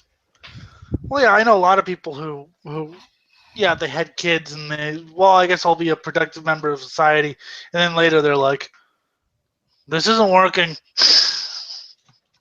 This isn't working out. Like, I'm still sober. That was one of the things that happened whenever I fucking had kids. I'm still sober most of the time. I don't do the drugs like I used to. And the only thing I do now is fucking drink. And that's like so fucking seldom. But it's more or less not because I don't condone it or any of that bullshit. It's more like I'm just not in the mood to drink. Or I got no one to drink with. Because it's much more fun to go out and drink with other people. Drink with your cats. Hello? Yeah, but they can't handle the booze, man. They get all fucked up and start fucking doing... They're not as entertaining when they're drunk than whenever they're sober. So I just don't fucking get them drunk. I did that once though. Yeah, I did that like years ago. Oh God, I had this one cat. Now, getting a cat stoned, I would do. Drunk, Yes. they're not fun. But No. back in the day when I was fucking partying my ass off, I had just lost Puskers, my favorite cat of them all. First cat I ever had, smart as hell. Puskers was brilliant. He had a vocabulary, actually. He would meow in such a way that it would be like, "Meow, meow, food, pet." 4 basic needs of a cat: in, out, food, pet. Yeah. And, it was fucking great, And it just sucks I ended up losing him after he got hit by a car. But I Oh, had his kids with me. And one of them was named Pyro, and the other one was named Pestilence. nice. Mm-hmm. And Pyro, dear God, was he a fucking stoner. I just started throwing fucking massive attic parties and shit, and that cat would go up and say, "What you got here?" "Oh, bolt, give me some of that." And like, one of the guys was like fucking sitting there, the bowl was fucking smoking this whole entire time for like about 20 minutes. Somehow the bowl did not go out, and like he was just too stoned lying there holding the bowl before we realized it. We looked down, and for that entire 20 minutes, the cat was over the bowl, inhaling every single puff of that fucking smoke. The cat wanted to get high that bad. I was like, "That's fucking great, man." And he's stumbling around. It was fucking great. Tess liked getting high too, but she wasn't as into it as fucking Pyro was. You have a good name for the cat, except for the first cat. What was its name? Puskers, but that's because we never really gave it a name. It was like puss, puss here, kitty, kitty. It's just something that like and then we decided whenever we took it to the vet after it got hit by a car that we would name it Puskers because that's what people just kept calling it. One of my cats is named after a character from the show Metalocalypse, Toki, which is funny because he's the complete opposite of Toki. He's like this big fucking evil cat who he acts more like a dog than a cat. He's awesome. He's like the best cat to have because we have another cat who's psycho and she runs and hides every time. But yeah, this cat he stands there and goes, "Yeah, you're gonna pet me now. You're going to pet me now, or I will bite the shit out of you. I will bite you and it will hurt. You are going to pet that's me." what kitties do. I like cats. My dogs are just like dogs aren't as subtle as cats. Cats are just so subtle, Cats are like, but dogs are like, pet me, pet me, pet me, pet me now, pet me, come on, pet me. And cats are like, dogs have codependency disorder. Yeah, but I like dogs too. I have to. I have Dogs some are okay. style. I like them, but I love cats. They're so fucking nice because they're independent and they only come up to you when they need something. And like, they're usually small enough to hold. I can actually hold all 5 of my dogs, even the German Shepherd Husky mix. It's Cool. kind of big and it kind of crushes your body, but it's all of them. And we have a fucking Chihuahua, who's like the least Chihuahua-ish Chihuahua I've ever fucking met, because he's like, the seeing eye Chihuahua, apparently. He's like silent.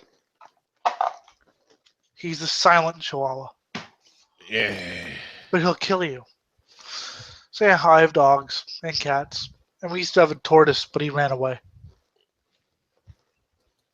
Don't know why we got a fucking tortoise, but we did. Because I used to have a rat. That was a cool rat. That was an awesome fucking rat. We got we got 3 rodents here. All guinea pigs. One's Angel, the other one's Diablo, then we have Sherman the tank. Sherman for a guinea pig. That's a hilarious name. Well, he was the fattest of the guinea pigs, man, whenever we first got him, and he still is. He's like, and we keep him separate from the girls. Oh, God. There was this one time it had to be like mating season or something for them, and like she was changing. My girlfriend was changing the litter, and like first she put the girls in this thing and had the stuff there inside the pen so that she could change the thing. Then she put them in there back in their cage, and then she took Sherman out, but still left the shit that she had out for the girls. And he's sniffing the fucking little bed thing they have there, and then he just starts fucking it. Go, man, go. Yes, there's a woman here fucking this, yeah. Fucking just jamming his fucking, it's like, oh my fucking god, that's awesome. He's horny. He knows there's women here, but he can't have them, so he's fucking pissed. So he's fucking the bed. Nice. We my sister had a guinea pig who I swear was as big as a chihuahua. He was very fat, but he was very cute. How often do those guinea pigs bite, though? All our guinea pigs bite if you put your finger in. Like the girls, you can kind of pet and scratch, but after a while they'll start trying to nibble. Sherman, he goes straight for the fucking throat. He doesn't care. He wants to destroy everything that comes into his cage. He's probably it's probably because he's sexually frustrated and he only got to fuck the pillow once. See, I still pet them if they try to bite. I'm like, no. Oh, I still try to pet him, but still, You're going to learn that I'm not going to give up. And then usually the rodents just give up and are like, okay, you can pet me. I don't give a shit. Because we take them out of the cage, they just walk around. And my rat used to like to nibble on fingers, but yet she was always very nice.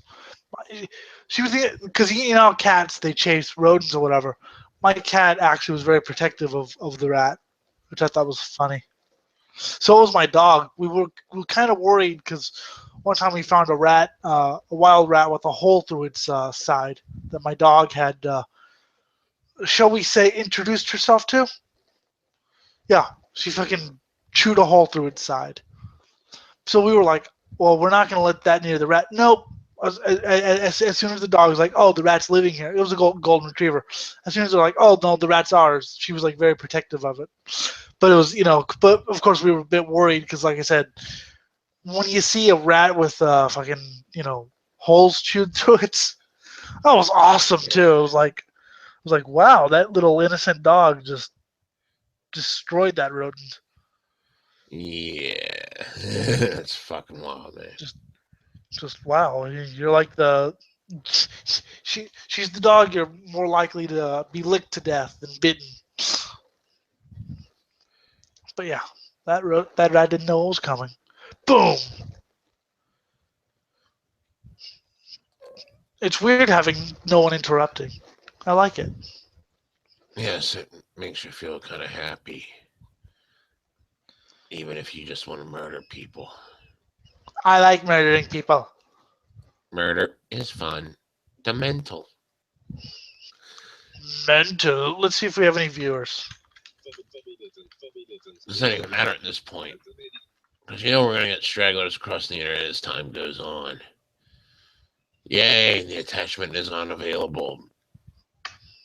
Oh, I get that all the time. We don't have any viewers because people hate us. People hate us. That is good. Or maybe they got annoyed with what's his name. What happened? Yeah, whatever his name was that was here like 20 minutes ago. Yeah, he was yeah. I had things planned and then it all got completely turned to shit. Yeah, I know. I was fucking enjoying it and then he would come in and, well, what about something? That's completely unrelated and like, because I'm self-important and shit. Yeah. God, like I said, I haven't been that way in years, or is that self-important? I mean, I'm a fucking egotistical bastard, but like, I've tempered it with the wisdom to know, sometimes I should just shut up and listen. Yeah, I mean, I think I'm the most important person in the world still, because I am, but I hear by your sniff you don't agree with me. That's right, because you should just kill anything that is not me. That means, yes, you can kill yourself, because that's not me. and you can kill anyone else as long as it's not me. Okay, well, as long as okay, sweet. I have a list of maybe 5 people I want to save, so. Yeah, it's just so much easier to keep track of a salvation list than it is a fucking shit list. And notice the PTR chat has more than 5 people on it. That means some people are gonna die. Boom, boom, boom, boom. I like killing people. But like I said, I'm just glad this fucking show got started because, yeah, as of last night, I was like, I don't think this show's gonna happen. And you know, it wouldn't be bad because, as I said before on the chat, it wouldn't be like, well, okay, you know, I could tell you guys, okay, we can't do PTR today because fucking, you know, but I couldn't have fucking told you. So you'd be like, where the hell's Elliot? And then, like, if I didn't appear in 3 weeks, I know what you'd do. You'd, like, get a gravestone and have my name on it, then defile it. Yes, rape the gravestone. Yes, I know it. One guy just uploaded fucking Celtic Frost videos of songs and sacrifice. I like some Celtic Frost. I've heard of them. I'll probably check them out eventually. I just got, Their first EP and first album. Wait, are you talking about Celtic Frost or Sacrifice? Celtic Frost. Okay. Their first EP and first album are good. Everything else sucks. Sacrifice is good too. Yeah, this looks like a fucking demo of theirs. By the looks of the pictures of it. I'll have to check it out. They did a glam metal album called Cold Lake. It was awful. Okay. I'll know to avoid that then. Well, just check out To Make a Well, I'll Theory check on it out, but, more of it. Oh, dude. Won't, I was gonna say with Risk about Risk, and then the dick came in and ruined it. I listened to Risk because I was doing like I wanted to see how bad it was. And I got to crush him, and then I stopped. And then finally, I was doing a Megadeth discography, listened through all 14 albums and some of the demos and shit. I was like, okay, fine. I will give the. And but by the way, yes, the original. I dumped the remasters years ago. I found an internet torrent with both the remasters and original. So what I did was I took the bonus tracks off the remasters, not like the original mixes, but like the stuff like unreleased demos or whatever. Mm-hmm. I fucking took those and I just dumped the rest. Because what they did on the remasters was on some tracks, on some songs, or some versions, they would give you 4 songs of the original mix as bonus tracks. So people can go, oh, that's horrible. But like I remember fucking buying P-Cells. I only listened to those 4 tracks, the original mixes, because I liked them much more than the fucking remaster. But anyway, I finally listened to Risk all the way through, and there's one decent song on there. The Doctor is Calling. It's more of doomy. It's more kind of progressive doom. That is the one semi-decent song. Other than that, I mean, I can't even say I like it because it's bad. It's just it's shit. And then of course I did the rest of the discography, which song by song is good, but album by album, no. Yeah. I mean, Mustaine used to be a big influence on me before he became a Born Again. I mean, I kind of entered in it just before he went all psycho.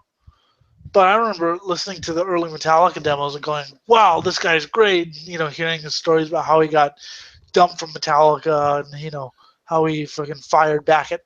And then I heard, he became a fucking psycho. And I was like, oh, fantastic. Yeah, he went religious nut. And now I'm born again. And now I'm Republican instead of fucking liberal like I used to be. Yeah. Which, it's like, okay, so now you've done this whole, 180 in life, and now you suck.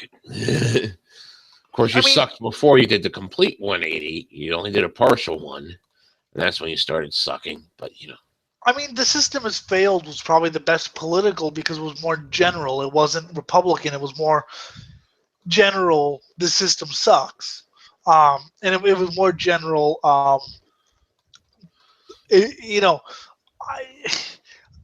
you know me, I'm probably the most liberal person on the show, and probably the most liberal person on Metalgate. But so I would probably agree with Dave more in his early days than his later days. But he wasn't he was never like a politically correct person, even when he was a fucking liberal. Mhm. See, that's the thing people don't understand. When people say the left, hell, Guar's liberal. Yeah, pretty much. Guar's liberal, but are they fucking politically correct? The furthest thing from. Yeah. So that because people think that to be liberal now you have to be politically correct. I'm just like, No, it, it's the way the fucking system works these days because you got the fucking people that are into. You got the left side like you, who are into fucking actual freedoms. Okay. yeah, You just think, left side of the spectrum when it comes to things like, socialism and that kind of crap. Fine, dandy, And usually ones that are into freedoms are more into actually debating compromise because this is not a fucking perfect world. Just like a lot of the right wing people I talk to, like fucking Scott, he fucking goes off on his righty tangents, but like he's more into the freedom side of things. Then on both sides of the spectrum, you have the more totalitarian side where it's like, let the government solve all our problems. Hallelujah, praise the government. yeah. I mean, I think the government can solve some problems, but not without our help. I mean, as Jello Biafra said, with any government, even if it's the ideal government, even if it's whatever, you have to keep the blowtorch up their ass, and you have And to you have make to make, sure. you see, Yeah, I always say you got to fucking take the hammer to their toes and make sure that they fucking know that you're the fucking boss. that's one of the things that they didn't do with Obama. They had so many hope and change people, but then once he got elected, what did they do? Did they keep the blowtorch up Obama's ass and go, all right, Baraki, you said you were going to do this. Now you're going to fucking do it. Or did they just go, hope and chant. Well, let's just go to moveon.com and post stuff on Facebook. It's so, I mean, as much as disappointed I am with the Obama government, I think it's the people's fault as much as it is their fault. I mean, of course he wasn't really going to do hope and change. He's a fucking politician. He's going to tell them exactly what they want to hear. Where the hope and change should have come from was from his supporters saying, no, you're not going to fucking break these promises. You're going to stick to them because we can turn on you. But the good thing about Obama, I must say, or the thing that worked in his favor in 2012, people looked at Romney and went, oh, fuck no. Yeah. People looked at Romney and go, I didn't vote for either. I voted for someone else. But still, I was like, I don't fucking like this guy, but I don't like this guy either. I don't like this guy even more, especially some of his creepy ass cabinet. So I'm like, well, I can't vote for the guy, but I hope he wins because if he doesn't, then we're stuck with Willard Mitt Romney. Yeah. So yeah, as somebody said, this vote's pro Obama. No, it was anti Romney. Much like Hillary's probably going to be the president in 2016 if the Trumpazoid gets the right wing, or if Ben Carson. No, Ben Carson gets it. She would be president if she gets the fucking nod from the Dems. And it's funny listening to the fucking Dems go at each other. It's like so fucking fractured because you got the older people that remember her first 8 years as president. And then you got the fucking people that fucking, the younger kids who fucking just fucking hate the facts they heard she was she was pro-censorship, which yes, she is, because she's only out to make $1 for herself. She's actually very right wing. Mm-hmm. That's what people don't get. Okay, you have, say what you want about the guy, but Bernie Sanders is more what the Democrats used to be. So you have two sides of the Democrats. You have the traditional Hillary Clinton side, and then you have, because Bernie decided to run as a Democrat, you have the other side. So you have to, and I still think as I still don't think Sanders is going to get it. I still think because let's face it, Hillary's part of the fucking machine, and she's part of the she's the status quo. She's not going to rock the fucking boat, so she's going to get in. She's going to get the Democrat nomination. That's what's going to happen. And people, whenever I say, "Don't say that," I'm like, you know, it's true. You fucking, you know, it's true. Or if Sanders gets in, you know what you know what's going to happen, right? I mean, I like the guy, but he's going to fucking become an Obama. He's going to go exactly to the same fucking deal make. You know, people go like people fucking treat him like people fucking treat Sanders like he's like one of their friends or something like that. It's like, no, he's a fucking politician.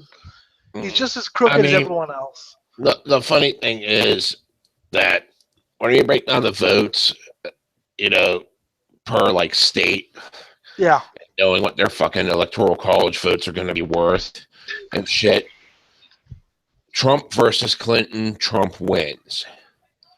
Trump versus Bernie, Bernie wins. Yeah, I mean, but see, my friend Dirt Road Randy made a good point. Yes, that's a stage name. Whoa, someone needs to turn down his thing. Eric, turn down your thing. Eric, turn down your thing. Oh, he made a good point because Biden said he wasn't going to run, and he made a point that the people who would support Biden, who would support Sanders, are zero. And yeah, of course, because Biden's the traditional fucking right-wing Democrat. So of course they're not going to support him. They're going to support Clinton. So that's why I said I think Clinton's got the nod. But it's interesting to watch. I'll probably end up voting for fucking. From what I've seen, it's split pretty much 50-50 down the line with the Dems. So it's probably going to come down state by state until someone either drops out or someone says, okay, this person's won enough states, and we're just going to fucking vote that way now.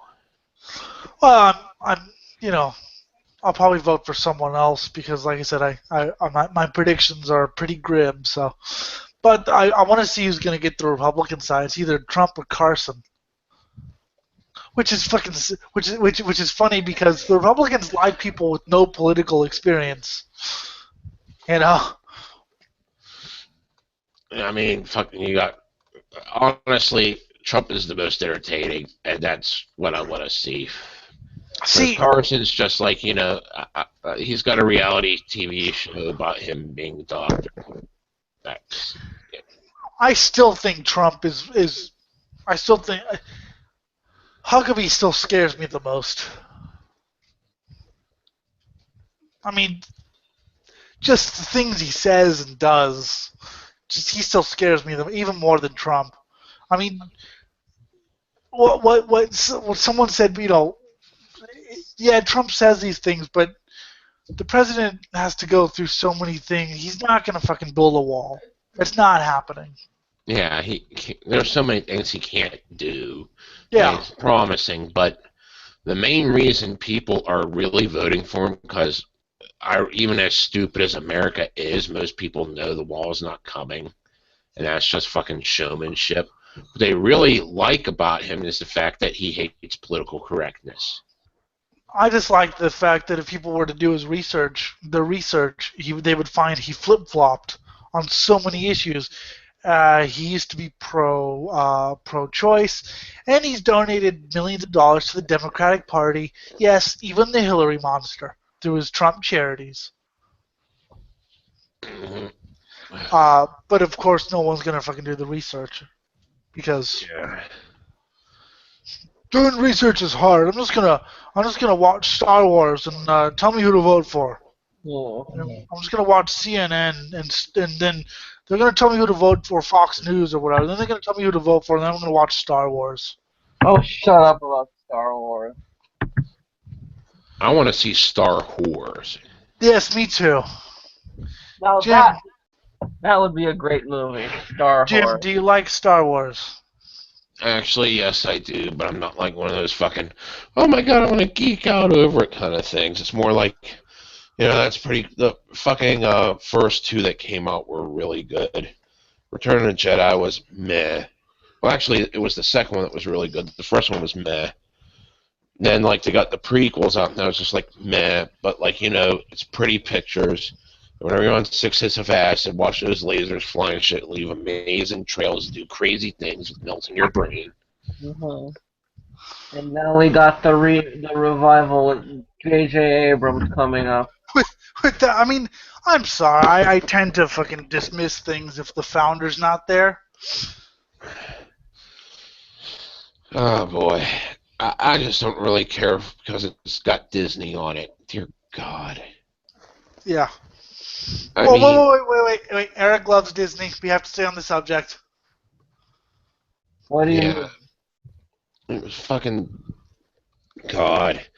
I remember whenever Disney actually put out quality shit, and it fucking made fucking Pocahontas, and I wanted to vomit. Wait, Disney used to make quality shit? Yeah, When from their classic years and shit. Yeah, they had that fucking crazy shit going on. Yeah. But like then they fucking stopped making quality shit, and it was all about the fucking lowest common denominator. There's no thought in it, no style, just fucking go for the ass joke. Which they don't know how to do an ass joke, so they try to make it family friendly instead of using yeah. butthead. Well, yeah, and I was my cousin and my cousins coming here, and they're I think 7 and 13, so they watch Disney movies, and I was watching it, and it was seeing teenagers try to act like family friendly and like it was just horrible. And the voice acting is awful in those fucking new movies. Like, Yeah, the last good movie that I saw from them was Mulan. And I think there were a couple shit ones before that, God, that brings me back. For my sister used to love that. Yeah. and then they started getting into the sequels like Beauty and the Beast. It's like, oh god, you're fucking gonna ruin everything. And that's what they did. Anything that they had that was good, they ruined with a sequel. Personally, I prefer the Beast because I'm a beast and I ain't fucking beautiful. Well, yeah, you are a beast. I am anything but beautiful or The handsome. Booker and the Beast. The Hooker and the Beast. So, Beauty and the Goat. Oh my god.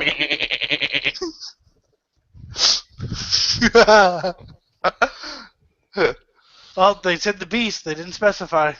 They didn't specify which beast was part of the bestiality. Bestiality. Eric, Bestial anal butt sex. we had to block the dick because he was getting too annoying. Oh yeah. So, don't cry. Meh. Meh. That's the right attitude to have. Meh. Yeah, did you ever see this fucking show Dirty Jobs? I saw maybe 2 episodes. It was okay. I I was half watch it. drunk. Because I like the host. What's the guy? The host is entertaining, actually, yeah, but, it was like... He has a fucking great voice. Oh, have you ever seen... You guys have never seen Mike Rowe, the host of Dirty Jobs, on QVC. Before he fucking got big, he was doing QVC. And have you guys actually... Because I used to get stoned and watch QVC a lot. I don't know if you guys ever did that. Okay, because this is going back. Whenever we used to have payphones, Yeah. we would make our prank calls with them. Always 800 numbers. Yep. Because we figured you're going to trade... Well, back whenever we were kids, before we realized people could trace the phone line back. Yeah. Me and my one buddy, rest his soul, we'd make prank calls from his house, but then they traced it back and got a hold of his parents and fucking bitched him out. So that's when we moved over to the payphones. Yeah. And we'd call up QVC and always say, just looking. The one time we actually bullshit them enough to get on the air, just fucking with them. And the mother said, "Hi, you're on the air. Welcome to QVC. What do you think about this one?" We're just looking. Thanks. Bye. I know it's a fucking pathetic joke because it took no thought because we were still young, but our favorite place to fucking call was it was like some sort of insurance company or something. I don't even know what the fuck it was. But my one buddy was really big into Howard Stern. Oh god. And like, so we would call up 1-800-FART-MAN and ask for Fart Man. All the fucking time, stoned off our asses. And like, it was always good to get one of the fucking operators that are like, you know what, I hate this job, I'm just gonna play along to have some fun. You know, it was fucking great then, you know. Usually it's like, no, you got a wrong number, blah, blah, blah. But then you got the ones that play along, and that was what made it fun. Well, if your number is 1-800-FART-MAN, you kind of gotta... Oh, it's probably just a sequence of numbers that just happen to coincide with Fart Man. We call them up all the time. It was fucking great. But the story, my micro in QVC, and you know how like the normal QVC hosts are really happy and how they promote everything like how it's just the best thing in the world or whatever. Micros, okay, this is a Noah's Ark handbag, and I think that's the horse, and that's a purple cow, I think it is, and that's a lion in a fright wig. That's great. I didn't see. I wish I would have seen QVC then. God damn it! I'll send you the links. They're hilarious. But the thing with Dirty Jobs is, you know, there's a part in me that likes people who fucking do things that may be even vital for our economy or vital for our fucking running, and they don't fucking get like the people who inspect the sewers. So I like that. You know, they actually profile like all the horrible shit they have to do, and you're like, why aren't they being paid more for this?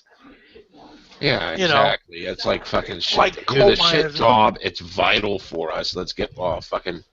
Oh god, don't get me started on the shit they've done with coal miners recently, especially after Obamacare. God, my one buddy, he's fucking working in mines.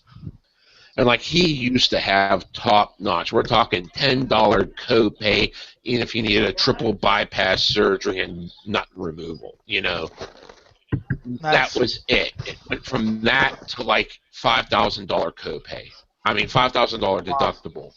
You know, and it's like, okay, so it went from I can go to the doctor whenever I want to just pay $10 to now I got to make certain I'm near death to actually make it worthwhile. Wow.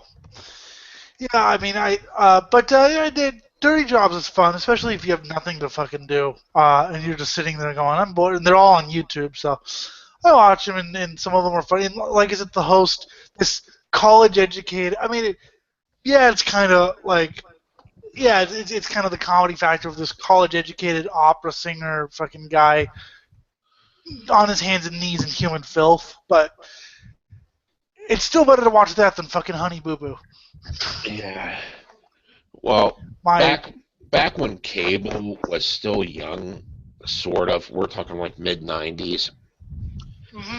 I don't know how familiar you are with the various infomercials and paid fucking things and all this other shit that goes on between like 2 a.m. and 6 a.m. I had to study for shit. By study, I mean get really, really high and pretend to study. So I would do that, and I would sit there. It was either QVC or infomercials, and I'd just be like, Duralube, I want that. Fucking rotisserie grill, I remember I remember them quite well. Oh, God. It was always fucking great because you'd be like, oh my god, it's that guy again. He's gonna try to sell some exercise equipment because he's like a fucking ex-Marine dropout, man. Oh my god, here's the religious guy. Let's hear how we're going to hell today. Oh my god, he's selling water from his anus. That's great. It's great. It's just did I ever tell you, like, I used to watch a show on Speed called The American Muscle Car, which talks about the history of various cars, right? You know, muscle cars, so, 60s and 70s or whatever. I turned on, I think it was ESPN Classic, because I was looking for just anything with racing, because my computer was kind of, like, YouTube wasn't working for some reason, so I was looking at anything with racing. I clicked on ESPN Classic, and those I call them mini infomercials, because they're not commercials for the major products. They're commercials for, like, diet pills and shit, but they're like a little bit longer than most commercials, like the shit Billy Mays used to do. Half So hour. no. They're like 2 minutes long. I call them mini infomercials because they're like Oh, okay, I know what kind you're talking about. of like infomercials, but they're they're not for like Coca-Cola. They're for fucking like. But anyway, You never heard of? Yeah, I know what you're talking about now. yeah. So anyway, I was flipping. I found that and I was like, where do I know that voice? That's the guy who did the fucking voice for American Muscle Car. He's now doing diet pill commercials. I was like, wow, you've sunk. I was like, I recognized. I don't really know if he's fallen, but he went from hosting a TV show to. It's funny because I have a really good ear for voices. Like if I recognize it, like I remember watching a video called Get Thrashed, which was the history of thrash metal, without anyone telling me. I was like, oh, that's Dan Lilker, that's Dave Mustaine, that's especially fucking Dan Lilker. He has a voice you can tell from 5 miles away. Because it's kind of like yours if you got really stoned and had dry mouth. Yeah, man. I don't know how to do that's except he's a little less evil, but he's still fucking awesome. Okay. I don't know if I could do less evil. You're kind of a. That's still evil. That's still evil. That's just a different kind of. That's what I wish Eric had a voice like that. That'd be awesome. You're kind of a cross between Dan Lilker and Glenn Benton from Deicide. Benadryl, because you can't sneeze when you're in a coma. What if you could? What if, like, you're in a coma and... Is he awake? No, he just sneezed. Well, yeah, but yeah, I remember fucking... I remember, like I said, I remember infomercials quite well, getting really high and just watching them going, that looks cool, I want that. Fucking oh, look, they're... They've had this one on for, like, Sunday night and the Saturday night and the Sunday morning that, like, talks about this fucking sacred holy water recently. And it's like, it's fucking wild just listening to him talk about, you have it and you hold on to it and it blesses you this way. But then if you anoint yourself with it, it does it this way. And God will work special miracles if you actually drink it. I never got the point of infomercials but now I get the point because I haven't watched them in 10 years or not 10, but however many years. But now I actually know people actually watch them. Oh God, it's so fun watching them sometimes because they just fucking go on like this stupid piece of shit. It's the most amazing thing in the world, and the one that the holy water one that's on now is like a hell brand preacher trying to sell it. So like you get that dimension too because he'll go into a part of a sermon, then it's back to trying to sell the holy water. I'll have to fucking watch it. That sounds awesome. I don't know what channel it's on. It's just always on. It. I always notice it on, from Saturday night going into Sunday morning, sometime in the wee hours there. It's fucking wild. Check it out. I just gotta get some alcohol on YouTube. Oh yeah, you want alcohol in you? Yeah, it'll probably be on fucking YouTube. Yeah. You do want, I can't watch You see, watching infomercials sober, it's the most boring thing in the world. Watching them impaired. Yeah, exactly. But like I said, my favorite part of QVC was whenever they had swords on. Okay? And I would sit there blown out of my mind, like eating fucking pork rinds. And I'd just be like, I want that sword. I want that. I'd be like, I'd consider buying swords. That's what I did for hours on end. Sit there, eating a bag of pork rinds, and consider buying swords while high. That's great. I used to do something like that, yeah. Elliot. You ever what? I think I may have found it. It's Peter Popoff. Oh, he's great. That was the guy that was. Oh, look, I love his name, Peter Popoff. That is his real name. That's the guy. Yeah, I think it is. He was the one who was exposed in the 80s or 90s because he would do like, and God told me that Chuck has cancer. And James Randi is like, no, your wife told you Chuck has cancer because she's backstage talking to your ear through radio. He was exposed as but of course. I do not remember anyone being exposed like that, but that does not surprise me because that's one of the oldest tricks in the book. Oh yeah, Peter Popoff was exposed, but of course that didn't stop his popularity. Well, it stopped his popularity, but you know what I mean. He's still on there. He's on BET a lot now. Because I'm guessing he's black. Yeah, sure. It's just kind of like just kind of make the assumption, eh? Amazing healing and financial miracles. And there's okay. I see why he's on BET now because half his ministry is black.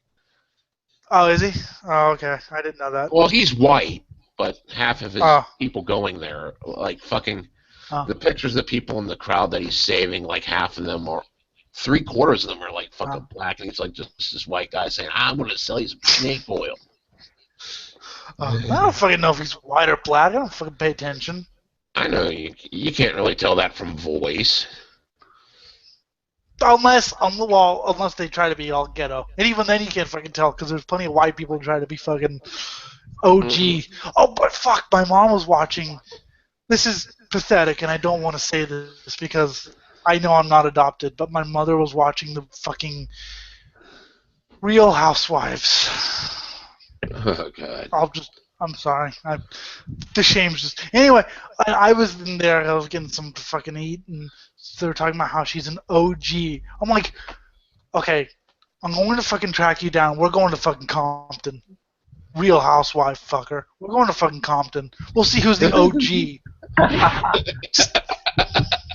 Oh, South Central LA is so much fun to visit. I mean. A lot of the modern day gangster rappers aren't really gangsters, they just put on the facade, but if fucking housewives say it, I think they deserve to be fucking whacked. Oh, That's God. pathetic beyond belief. There was this one Dave Chappelle skit where they were making fun of the wife swap kind of thing. It was like a fucking reality show. I don't know if it's still on or not. Or like, they spend a month in another wife's shoes. It is, but now it's all celebrities. Well, they were making fun of it, saying, well, what if they had, the white breads go to the ghetto? And, like the fucking, ghetto dad, and it was a husband swap, so wife swap.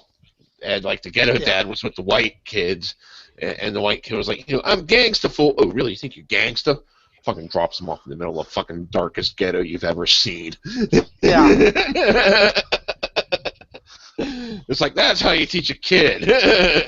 That's how you do it. I mean, but like I said, the housewife, the fucking spoiled brat, fucking rich housewife, I'm OG. It's like, bull. I mean, I'm not a gangster. I don't do the gang culture, but all I can think of is bullshit. See, I've never done the gang culture thing, but because of my involvement with various things when I was younger, I met people who were in legit gangs, and they're really cool people. You just don't want to piss them off. Actually, every gang member I've ever met, and that's quite a few, they didn't listen to rap. They listened to fucking punk and metal, and I was like, me, my stupid fucking naive. But I thought you were a rap fan. He's like, fucking media. Yeah, and that's all for the fucking kids half the time. Very seldom you get one that's actually been through some shit that does the rapping. I mean, they said a couple of our members are into rap, but I mean, he said, hell, the quote unquote leader is into prog rock. He listens to fucking Yes and Journey or whatever, and I was like, really? Well, but I mean, it wasn't as. It was a pretty violent gang too. Oh yeah, and they're usually really cool people when you meet them in public. Like I said, it's not the type of people you want to piss off. But they're so easygoing. No. It's why would you want to piss them off? See, they actually wanted to defend me at one point because I was getting fucking annoyed by people, and I was like, "Look, I know you can kill them, but I have a thing about people defending me and sticking up for me. So thanks, but no thanks." They were like, "Oh, cool. I like you more now." Yeah, that's pretty much it. It's like, yeah, I'll fucking stand up for myself. They annoy me that much. I'll just start wailing in their general direction, and I'll probably knock them out eventually. Well, I've always had a fucking thing about people sticking up for, like, my sister used to do it. I'm like, oh fuck. Now I'm fucking, I have always hated people sticking up for me. I mean, I appreciate it if friends do it, but if people like if I just Pity fucking the hate blind kid, pity the blind kid. Fuck that shit. it. Yeah. I'll pity, because I'm totally gonna give you pity in return, right? Because that's who I am. Yay. We'll just go into the oppression Olympics here. I was molested as a child. He's blind. Let's see who's got the oppression points now. Wait. Okay, wait. You were molested as a child? Big fucking deal. Exactly. That's the way it should be. But I'm blind and have been diagnosed with, like, mental issues. Well, good. Now I'm gonna fucking give you a fucking chainsaw and point you in the right direction. And Eric's autistic. Yeah. Huh. Then why the hell don't you sound more intelligent, man? If you're autistic, you should be all like fucking about thinking inside your head all these crazy plans, and you should already know how to build your own nuclear warhead from scratch if you sacrifice 37 people. I'm pretty I remember sure, but I just Law and Order. What, Eric? like Jim said, I should know how to build my own nuclear warhead, but I'm just too lazy to do so. Law and Order is a show that perpetuates stereotypes. If any of you have ever seen Law and Order, it is, I mean, it's harmless because it's bad guy does something bad, whatever. But it fucking perpetuates stereotypes. I remember this is when I was diagnosed with Asperger's, which I don't fucking know, and I don't fucking give a fucking Asperger's. What you do is you fucking put cheeseburgers in your fucking trunks by your ass, fart on them, then you sell them to people, and they buy it because they think it tastes good. That's what Asperger's is. But I remember, my son has Asperger's, but I'll fucking make fun of it. I don't care. So he's got to learn to grow up sometime. Well, yeah, fucking. I mean, it's such a fucking wild scale of fucking, like, from complete retard to, like, almost normal. Yeah, like you're almost normal or Rain Man. There's your spectrum. Well, I was in a fucking. I mean, I probably have it to some degree. I mean, I fucking know a lot of things, and I'm. Whatever, I don't fucking care. Diagnose me with whatever you want. I've also been diagnosed with having attention deficit disorder. How I watch a 24-hour sports car race, I don't fucking know. See, if I'm supposed to have ADD. I was diagnosed with manic depression. It is now called bipolar. See how many tears I jerk by doing this. Ooh, wow. I would say you're kind of manic. Only when I've had enough caffeine on me, when I get into fucking manic. Oh, when I get into fucking. Probably when I was on those pills, that one time that I made absolutely no sense. Killers. I think I'm. Eric, you remember that? Yeah. I think I had a manic episode. Oh yeah. I was probably having a manic episode then, and it's like, oh yeah. You kind of knew what was going on. Like, you knew when Scott had dropped out that the episode was probably going to end. But then we'd be talking, all of a sudden he'd just interrupt with something, and he sounded so out of it. I loved it. But you did actually know what was going on, kind of. Well, yeah, because I'm an experienced drug user, but at the same time, you can only do so much with experience in drug use. Eventually, you're going to be fucked. And I was fucked. Yeah. I wish I remember what episode that was. I'd love to listen to it again. I can find it, but it's one of the two-parter ones because Scotty kept having computer problems. Yeah. I'll fucking listen to that again because that was fun. But anyway, I went into a class with autistic kids, and I remember the fucking what do you call it? The fucking scale, the sliding scale of you had people like this kid Herbert who would fucking stalk girls if he liked them or whatever, or if he thought they were cute. Remember that fucking Eric? Oh yeah, and apparently he was actually pretty intelligent, but he stuttered a lot, and he had need a bunch of people to help him check his work. One of the fucking quotes I remember this kid was the teacher who was like really fucking weird was like, "You were crying yesterday, Herbert. Why were you crying?" Because I was really happy, and I was like really happy, so I started crying. That became a running joke throughout like school. Was like, "Oh, I'm really happy. I'm gonna start crying." But anyway, from that to fucking Alex, who was almost normal. Yeah. I mean, he was still manic, but he could actually, and me, who could actually fit in with polite society if I so wished. So there's a fucking, or Jonathan, or fucking Bonnie, who was a nervous wreck. See, I can But act. who, I can act normal. I just don't like doing it. yeah. I do enough of it at work, and still sometimes I slip.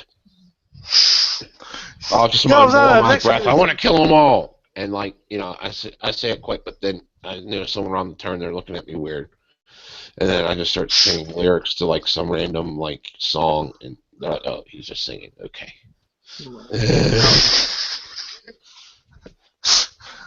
I can never sing in public. Hold on, Elliot. Actually, that's not true. What?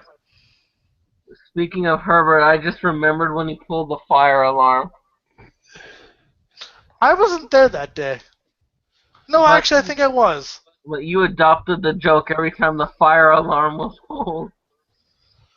I think I was there. Yeah, he was fucking weird. And then Jonathan Cohen was even weirder. I heard somebody pushed him down a flight of stairs. Or yeah. he fell down a fucking flight of stairs while trying to stalk someone. That's awesome. Yeah, I think that actually did happen. I'm not sure. He was fucking. He was fucking afraid of me too. Because he used to make fun of Michael. As soon as Michael.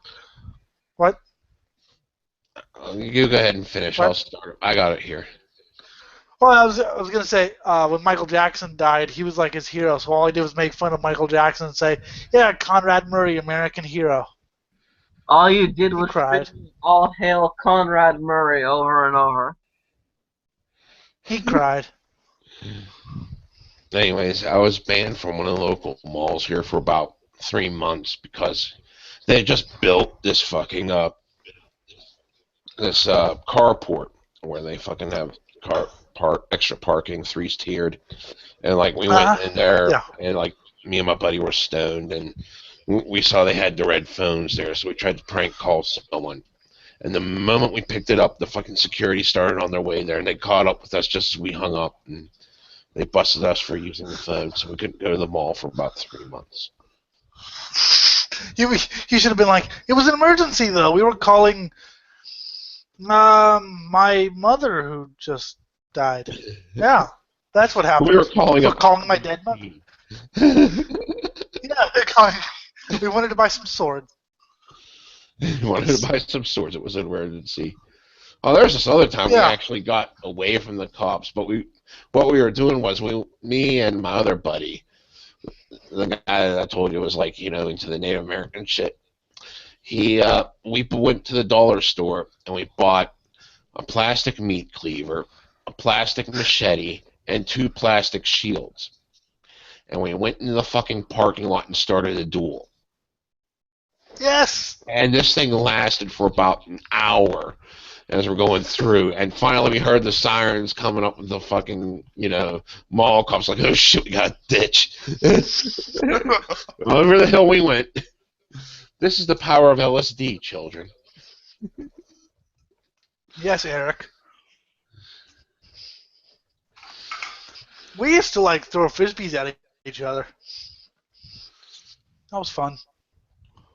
Oh god, we were tripping That once, was and like while we were tripping, we were talking about like all the different GI Joe battles that we had when we were real young kids and shit. It's like then we got the crazy idea that we should try having a GI Joe battle now that we're adults because we never got to play each other whenever we were young kids. So might as well try now. We broke out the GI Joes, but we started to make rules for how to do it using D&D dice, and it did not work.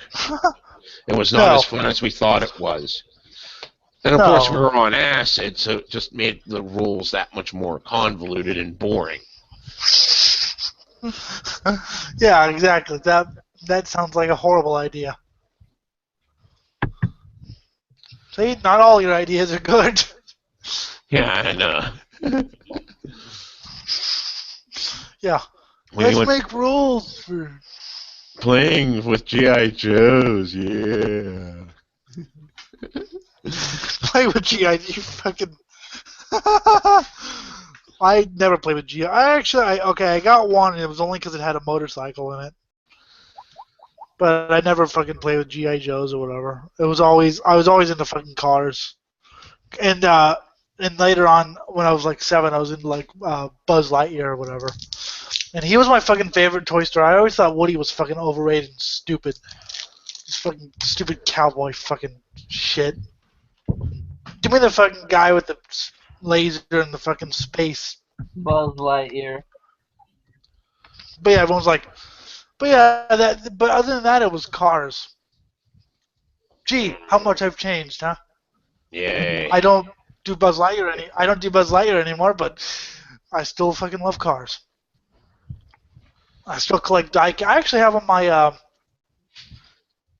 desk a replica of a German battleship from World War II. As if I couldn't get any more nerdy. Sounds great to me. And this is exactly why deaths from HIV and AIDS, only 8,000 men. And only 3,000 women.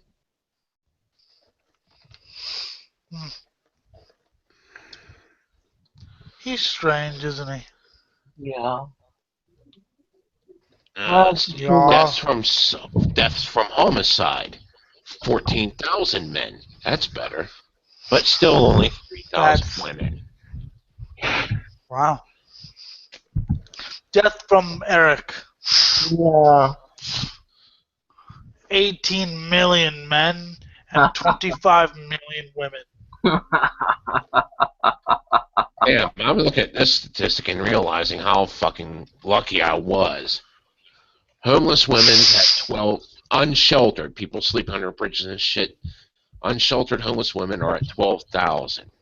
Unsheltered homeless men, 240,000. Dear fucking Holy God, fucking was shit. I lucky to get in that fucking 12 steps according to Jesus cult.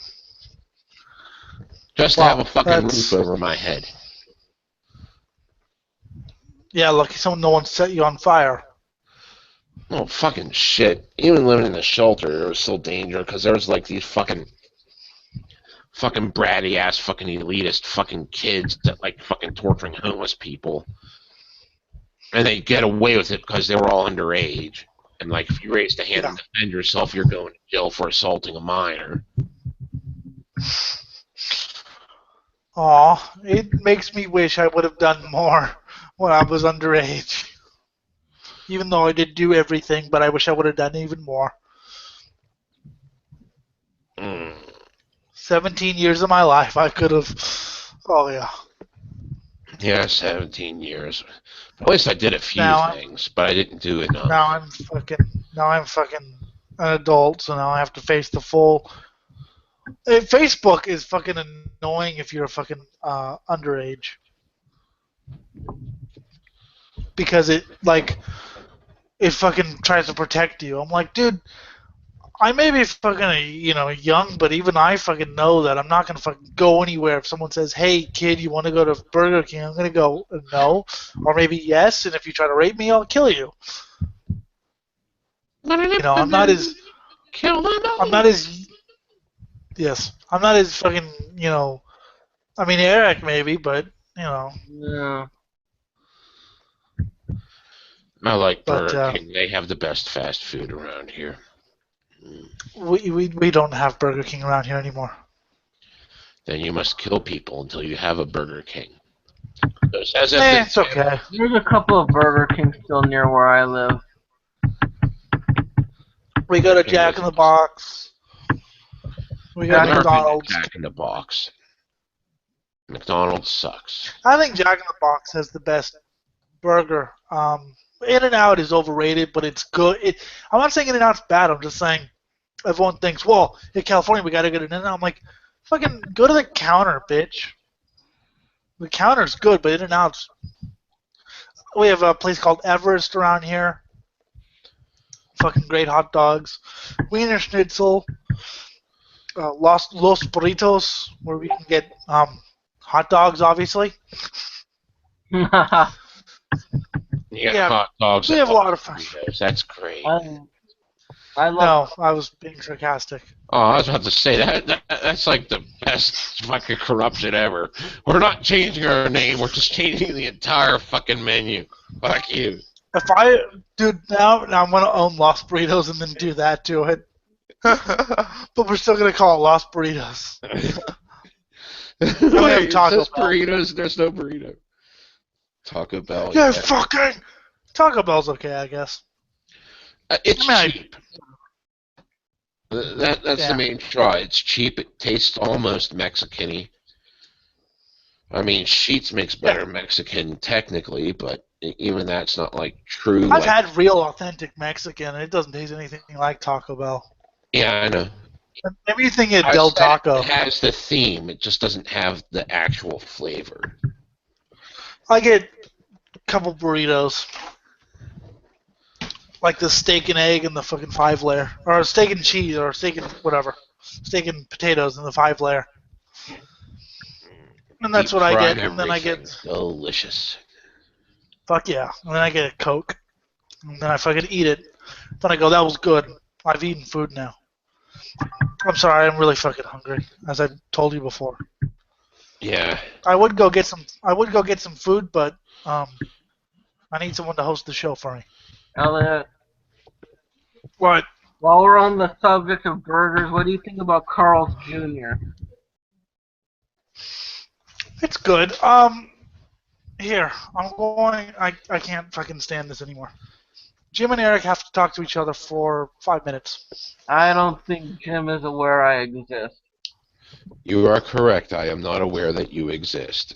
And this is exactly what makes the show so great, because I'll just start talking and rambling completely over you with absolutely no content whatsoever. Oh, fuck. Oh, this should be fun.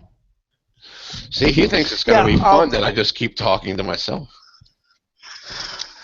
Okay, well, I mean, I'm just going to put some corn dogs in the microwave. Yeah, go for it. Corn dogs are good. See, Yeah, they are. what I like to do is masturbate to corn dogs. Because they are corn and dog. You're one sexy corn dog. Yes. Fuck, just jerk off all over it. Then I feed it to the dogs that I do not have. Wow. All right. I'll just put them in the microwave, then I'll come back. And then I'll take them out, obviously. But Eric and Jim talk about something you have in common. Let me see what I can just ask him about. Well, Halloween's coming up, so I'll just ask him what he thinks about most horror movies. The modern ones fucking suck. The older ones would either try to build tension, which was fucking good.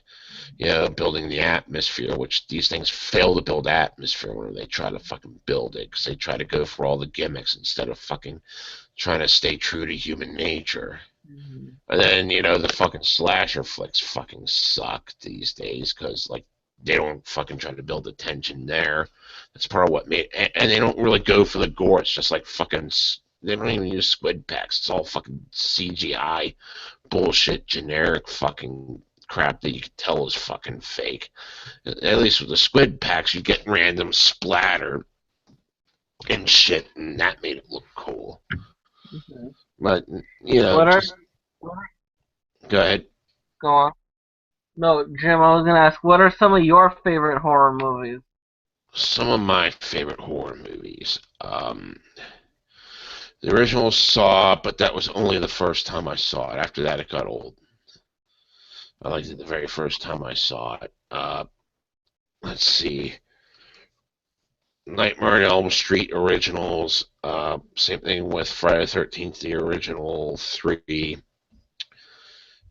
As well as fucking Jason in Manhattan. That was fucking hilarious. Oh my god. Fucking, that was just so cheesy you couldn't help but to fucking laugh. Everything about Nightmare on Elm Street, I mean, that was all so laughable. That's what made it fucking awesome. Texas Chainsaw Massacre, the original series, except for the one where they cross-dressed him. I mean, Oh yeah, it wasn't the fact that they cross-dressed him that fucked up. It's the fact that they fucked with his mentality too much. And Grandpa talked. That's what really pissed me off. Grandpa I thought was supposed to be either dead or fucking paralyzed. I mean, Grandpa talk. You don't do that. What do you think of Halloween, Michael Myers? Nah, it wasn't as fun, and it wasn't like really that spooky. Like the original, maybe that was kind of watchable, but oh my god, yes, Silent Night, Deadly Night, that was fucking hilarious. Oh my god, that entire series, the original ones, I don't know if they remade it at all, but I just remember watching that. It's like, especially the very first one, it's like, you're naughty, and I'm gonna give the good boy the gift of the bloody fucking box cutter I just used to kill his babysitter. Like, I think Silent Night, Deadly Night was the one they tried to ban from theaters.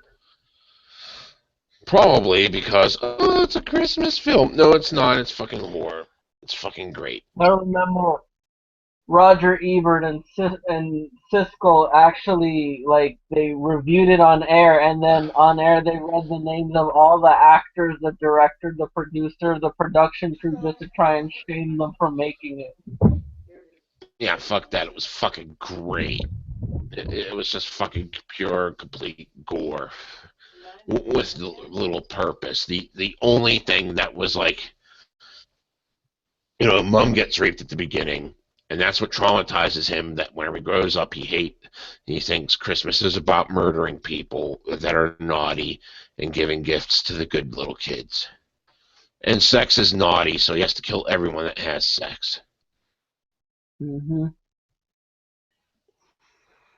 What do you think of, like, the really old horror movies, like the Draculas and the Frankensteins and Psycho and all those black and white ones? A lot of those really worked, but that's because they built the tension and shit. They fucking did that. And then you got like the ones that went really cheesy. I mean, and that was fucking awesome because, it's just cheesy. It was great. There was this one movie called Psychomania.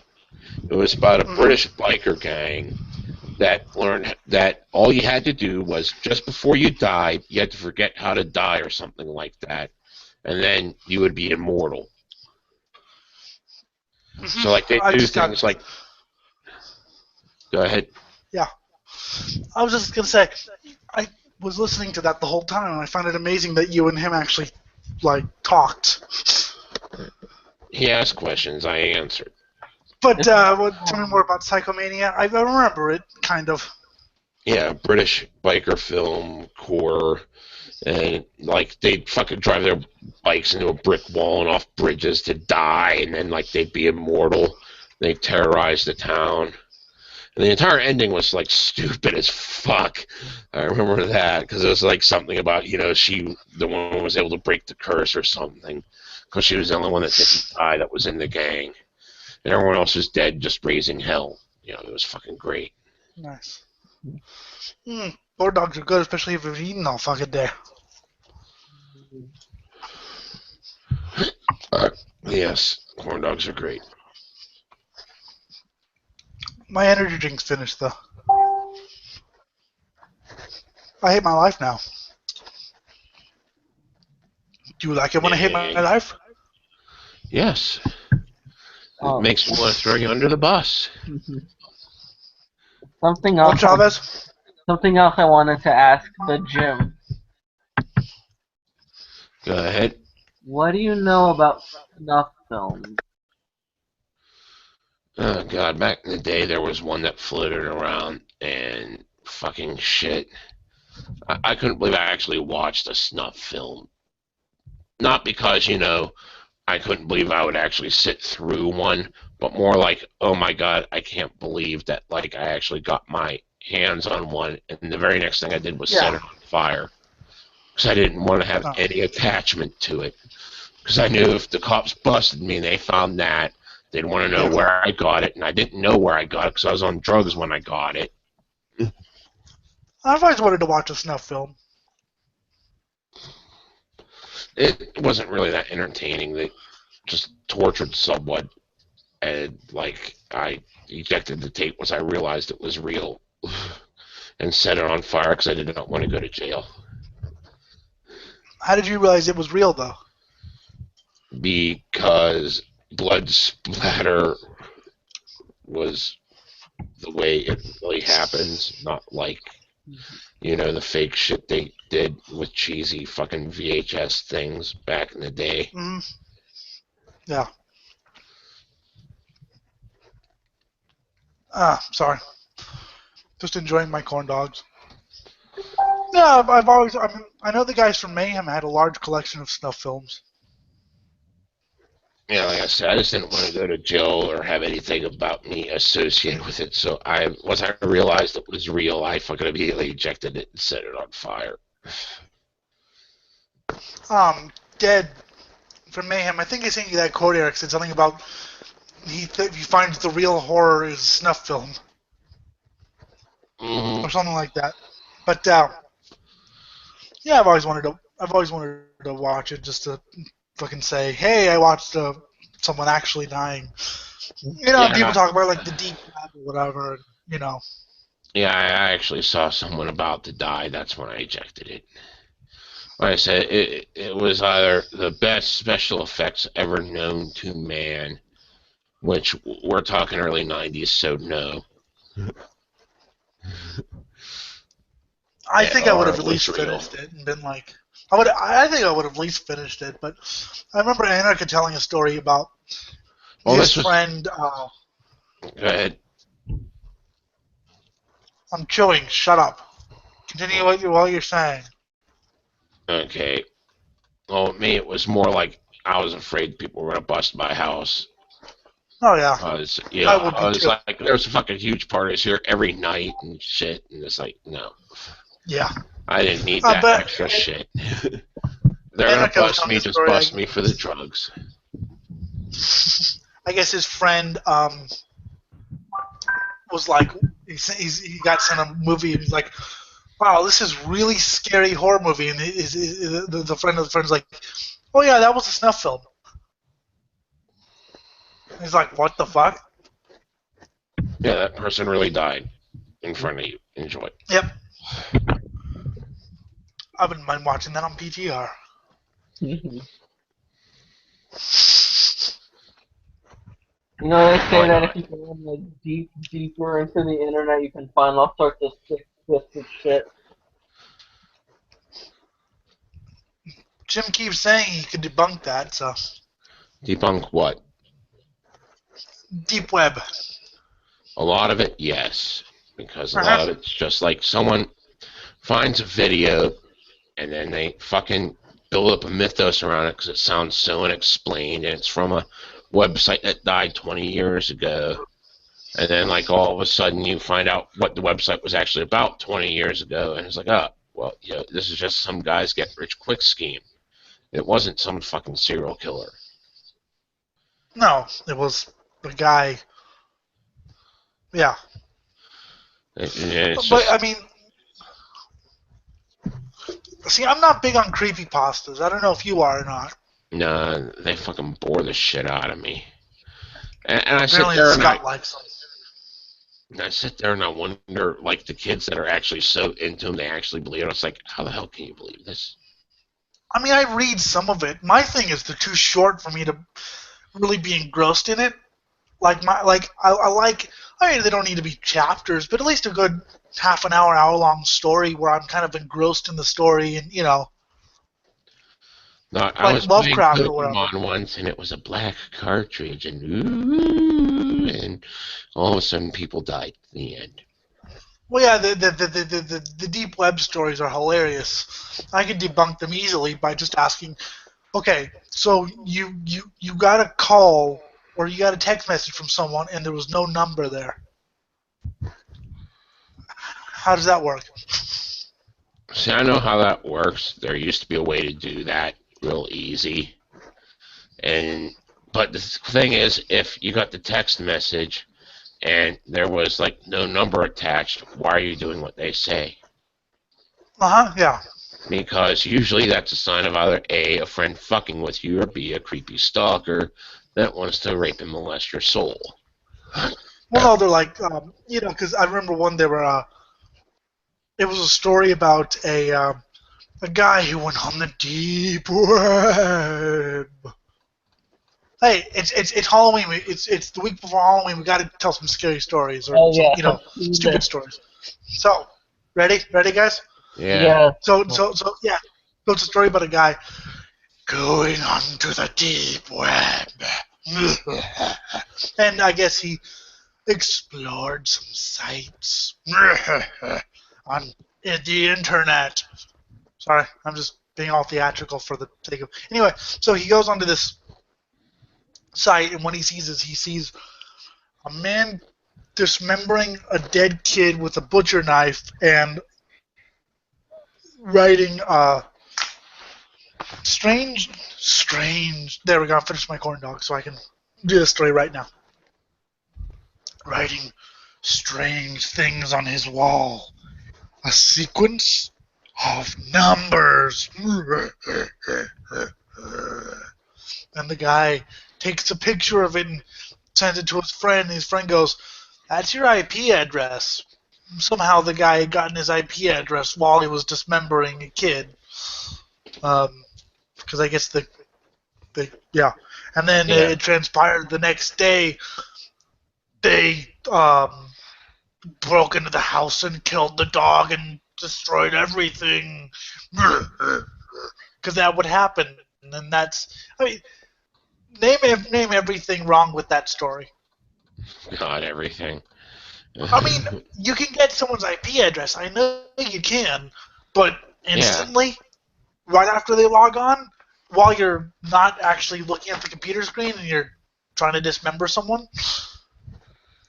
You have to it's possible to do that, but to fucking feed it back to them without letting them know that you got it by showing it to them, that actually requires, something to happen. You can you can get IPs if someone leaves let's say leaves a comment on your blog. You can do that, but yeah, if you just show up and someone's trying to there was a program like a lot of back in the day. It was something so cool. See, I'm such a cool hacker because I downloaded this program, put it up on my website that tells you your IP address the moment you visit it. Mm-hmm. I'm so cool. I'm a hacker because I downloaded a program someone else made. Ooh, wow. And then the fact that they would find your IP address, look up your address, and then I mean, you can tell if someone, where someone is if they comment or whatever, but I don't think you can by showing up at the site. You can find that shit out just by showing up at the site, but how do you know they're not going through a proxy? How do you know this? How do you know that? Because you can fucking bang it anywhere. And someone's really paranoid. If you're actually going on to see someone die in real time, you're going behind 18 different firewalls. No shit. Hanging off of every server in the world, so they'll wind up in fucking, the closest they'll get to you is New Jersey. And that's at the last time you used the states off of your fucking bouncing around the world. Yeah. There was another story where a guy's setting up his computer, or a guy's setting up a computer network for someone, and he logs into a network, and he can't escape from the network, and the network shows him. Somehow it turns on his webcam and it shows him images of cannibalism and things, and it talks to him. It's I love it because it's hilarious. I mean, they're fun to read if you like, if someone reads them to you in a weird way. But yeah, the thing about creepypastas, they're just not long enough to be engrossing for me. Yeah. I want to kind of get into the story, get into it a little bit, take off my shoes, sit back, but those stories, 5 minutes and it's over. It's like, okay, that wasn't really a story. That was more of a scene. Yeah, just one Pretty lame scene too. Then But you Eric took likes the him, so. panties because you were so hot and heated, everything's all wet, and you were sucking on her nipples, and you take off her panties, and you move your head down and go eat her out, and a cock slaps you in the face. That's never happened to me before. Never happened to me before either. Nope. And I'm the guy that's got shemo porn on one thing. Just to piss people off. Shemale porn. Oh, I have finally gotten some food in me, so I'm much happier now. This is good. Fat guy need food. Oh, wow, that's depressing. They're trying to fucking get someone arrested because they made, like, what they did was they took pretzels and dipped them in white chocolate, but left the end out. And now they're fucking trying to get them arrested for pushing tobacco-like products on kids, even though it was a fucking chocolate-coated pretzel. So it looked almost sort of like a cigarette from a distance. I've eaten candy cigarettes before. Yeah, I know. It's not going to go anywhere in the court, but people are bitching about it because, oh my god, smoking is evil. Which reminds me, I should grab a cigarette. I mean, I've eaten candy cigarettes before. They were good, but they didn't make me want to have a cigarette. They just made me want more candy cigarettes. So that shit was tasty, man. I like that they were called Victory cigarettes, after 1984. I thought that was funny. I thought that was hilarious. I was like, oh, that's perfect. But yeah, they were good. They were fucking sugary and good. I fucking want more. I'm trying to find the site there was a fucking cool site that used to be able to order that, and Necco Wafers and Abba Zabbas, and basically all the candy that you can't get at fucking stores anymore because everything's Hershey's and fucking Snickers now. Mm-hmm. I mean, they're good, but that reminds me, I'm gonna go get some Whoppers. Whopper. I'll be right. Whoppers are good, eh? I was thinking about Burger King Whopper. I think that's what I want. Oh. I'm gonna get the candy Whoppers. Yeah, they're good. Still good. Yep. I'll be back in 30 seconds. Smoke break. Eric, tell a story. What can I tell? Let's see, what can I say?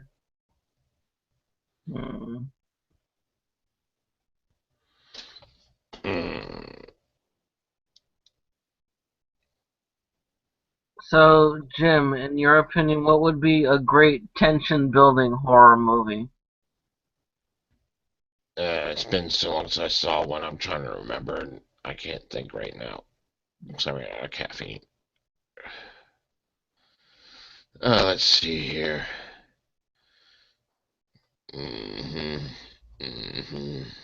Male prostitutes. Trying to do, baby.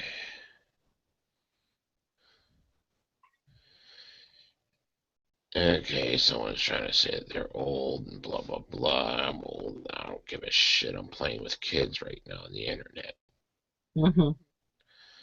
And here, I turned on my webcam, and now I just exposed myself to kids. Ooh, wow. That's my kid. Huh? That's some G.G. Allen shit right there, exposing themselves to kids. Exactly. See that cock dangling about on YouTube? It's fucking flapping around everywhere. It's all nice, small, and shriveled. You'll enjoy it. Fuck.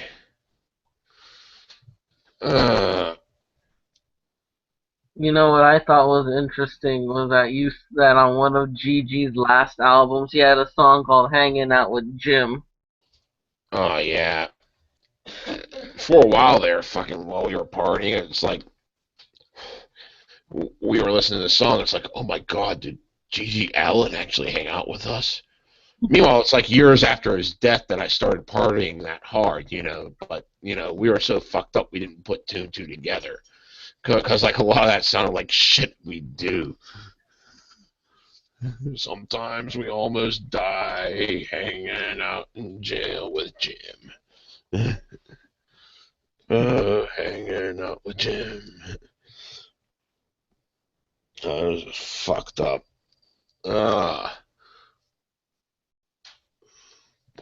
I can't even fucking think of anything fucking scary. Am I still on? Yes, we're still live. No, I was wondering if I was, because everything just kind of died. I fucking hate these things that say, back in my day we used to do it this way. It's like, yeah, and press like if you used to do it too. It's like, yeah, I used to do that too.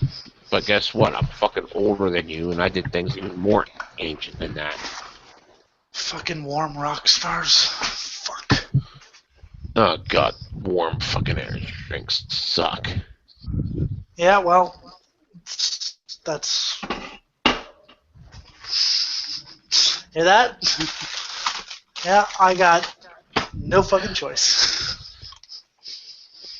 Vietnam soldiers. No, I sorry about leaving you guys again. But by the way, Eric, no, it was not on the one of his last albums. The song "Hanging Out with Jim" was on the "Expose Yourself to Kids" single with the AIDS Brigade. 1987? 1987. 87, 88. Expose Yourself to Kids / Gypsy Motherfucker / Hanging Out with Jim. Actually, how do I know? Remember it. Because I'm a fucking Gigi Allen fanboy. Yeah, you are. That's good. I'm just more of a casual fan that really appreciates his work. I love his. I'm a fucking. I'm not a complete diehard. I once sang "Rowdy Beer Drinking Night" to someone. The world's a better place. Country songs. The world's a better place now that he's dead, but I wish he was still alive. Nah, I don't think the world's a better place now that he's dead. From a neo-yuppie trash angle, it is. We needed to legalize murder. I remember there was some the kind of fake redneck things like at City Walk where like you had like you don't know what City Walk is, Jim, but Eric, we had the fucking mechanical bull and that shit. Yeah, everyone thinks they're the park.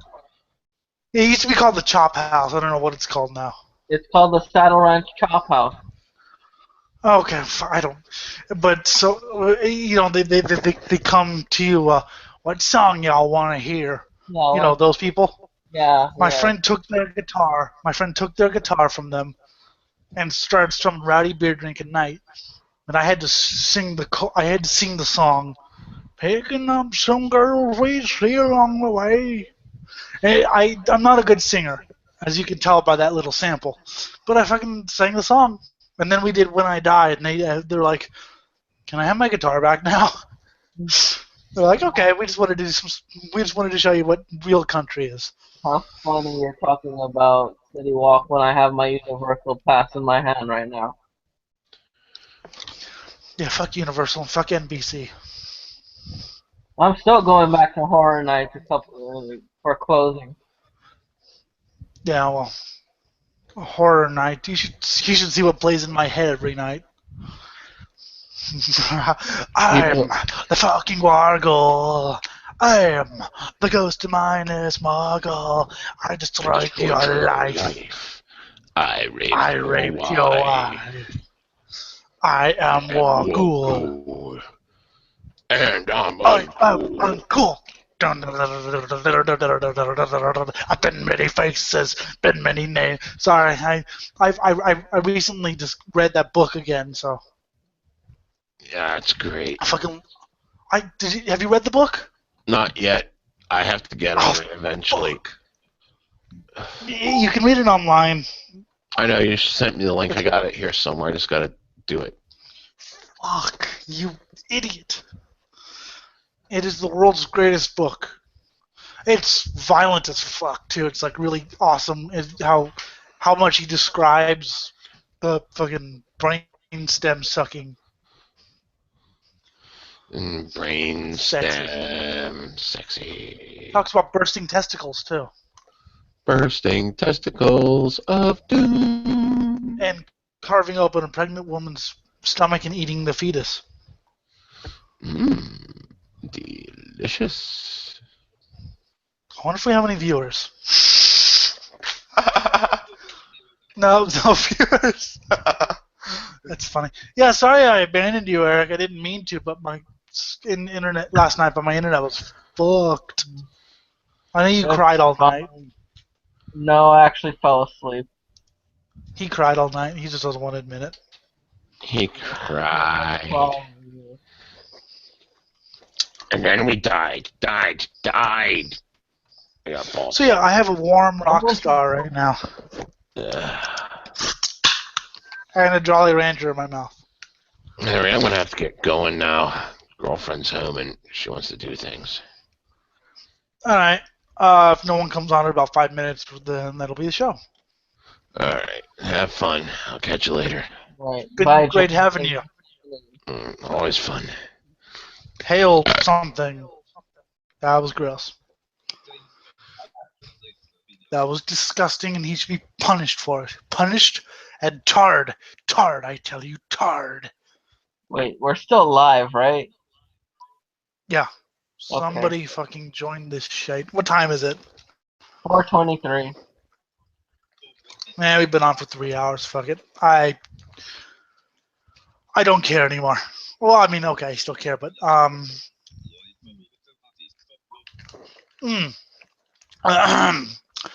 This has been Political Trendy Radio, episode 34 for the 23rd of October, 2015. You can email at ellinthemood@gmail.com. You can like us on Facebook at facebook.com/politicaltrendyradio. You can follow us on Twitter at PTRadio666. You can give us blowjobs if you're women. Sorry, men, not really interested. Our producer wasn't here today. So for the Dick, possibly the ex-Dick, for Jim, for Eric, no time to explain. The Goat will be guest hosting a show on Sunday.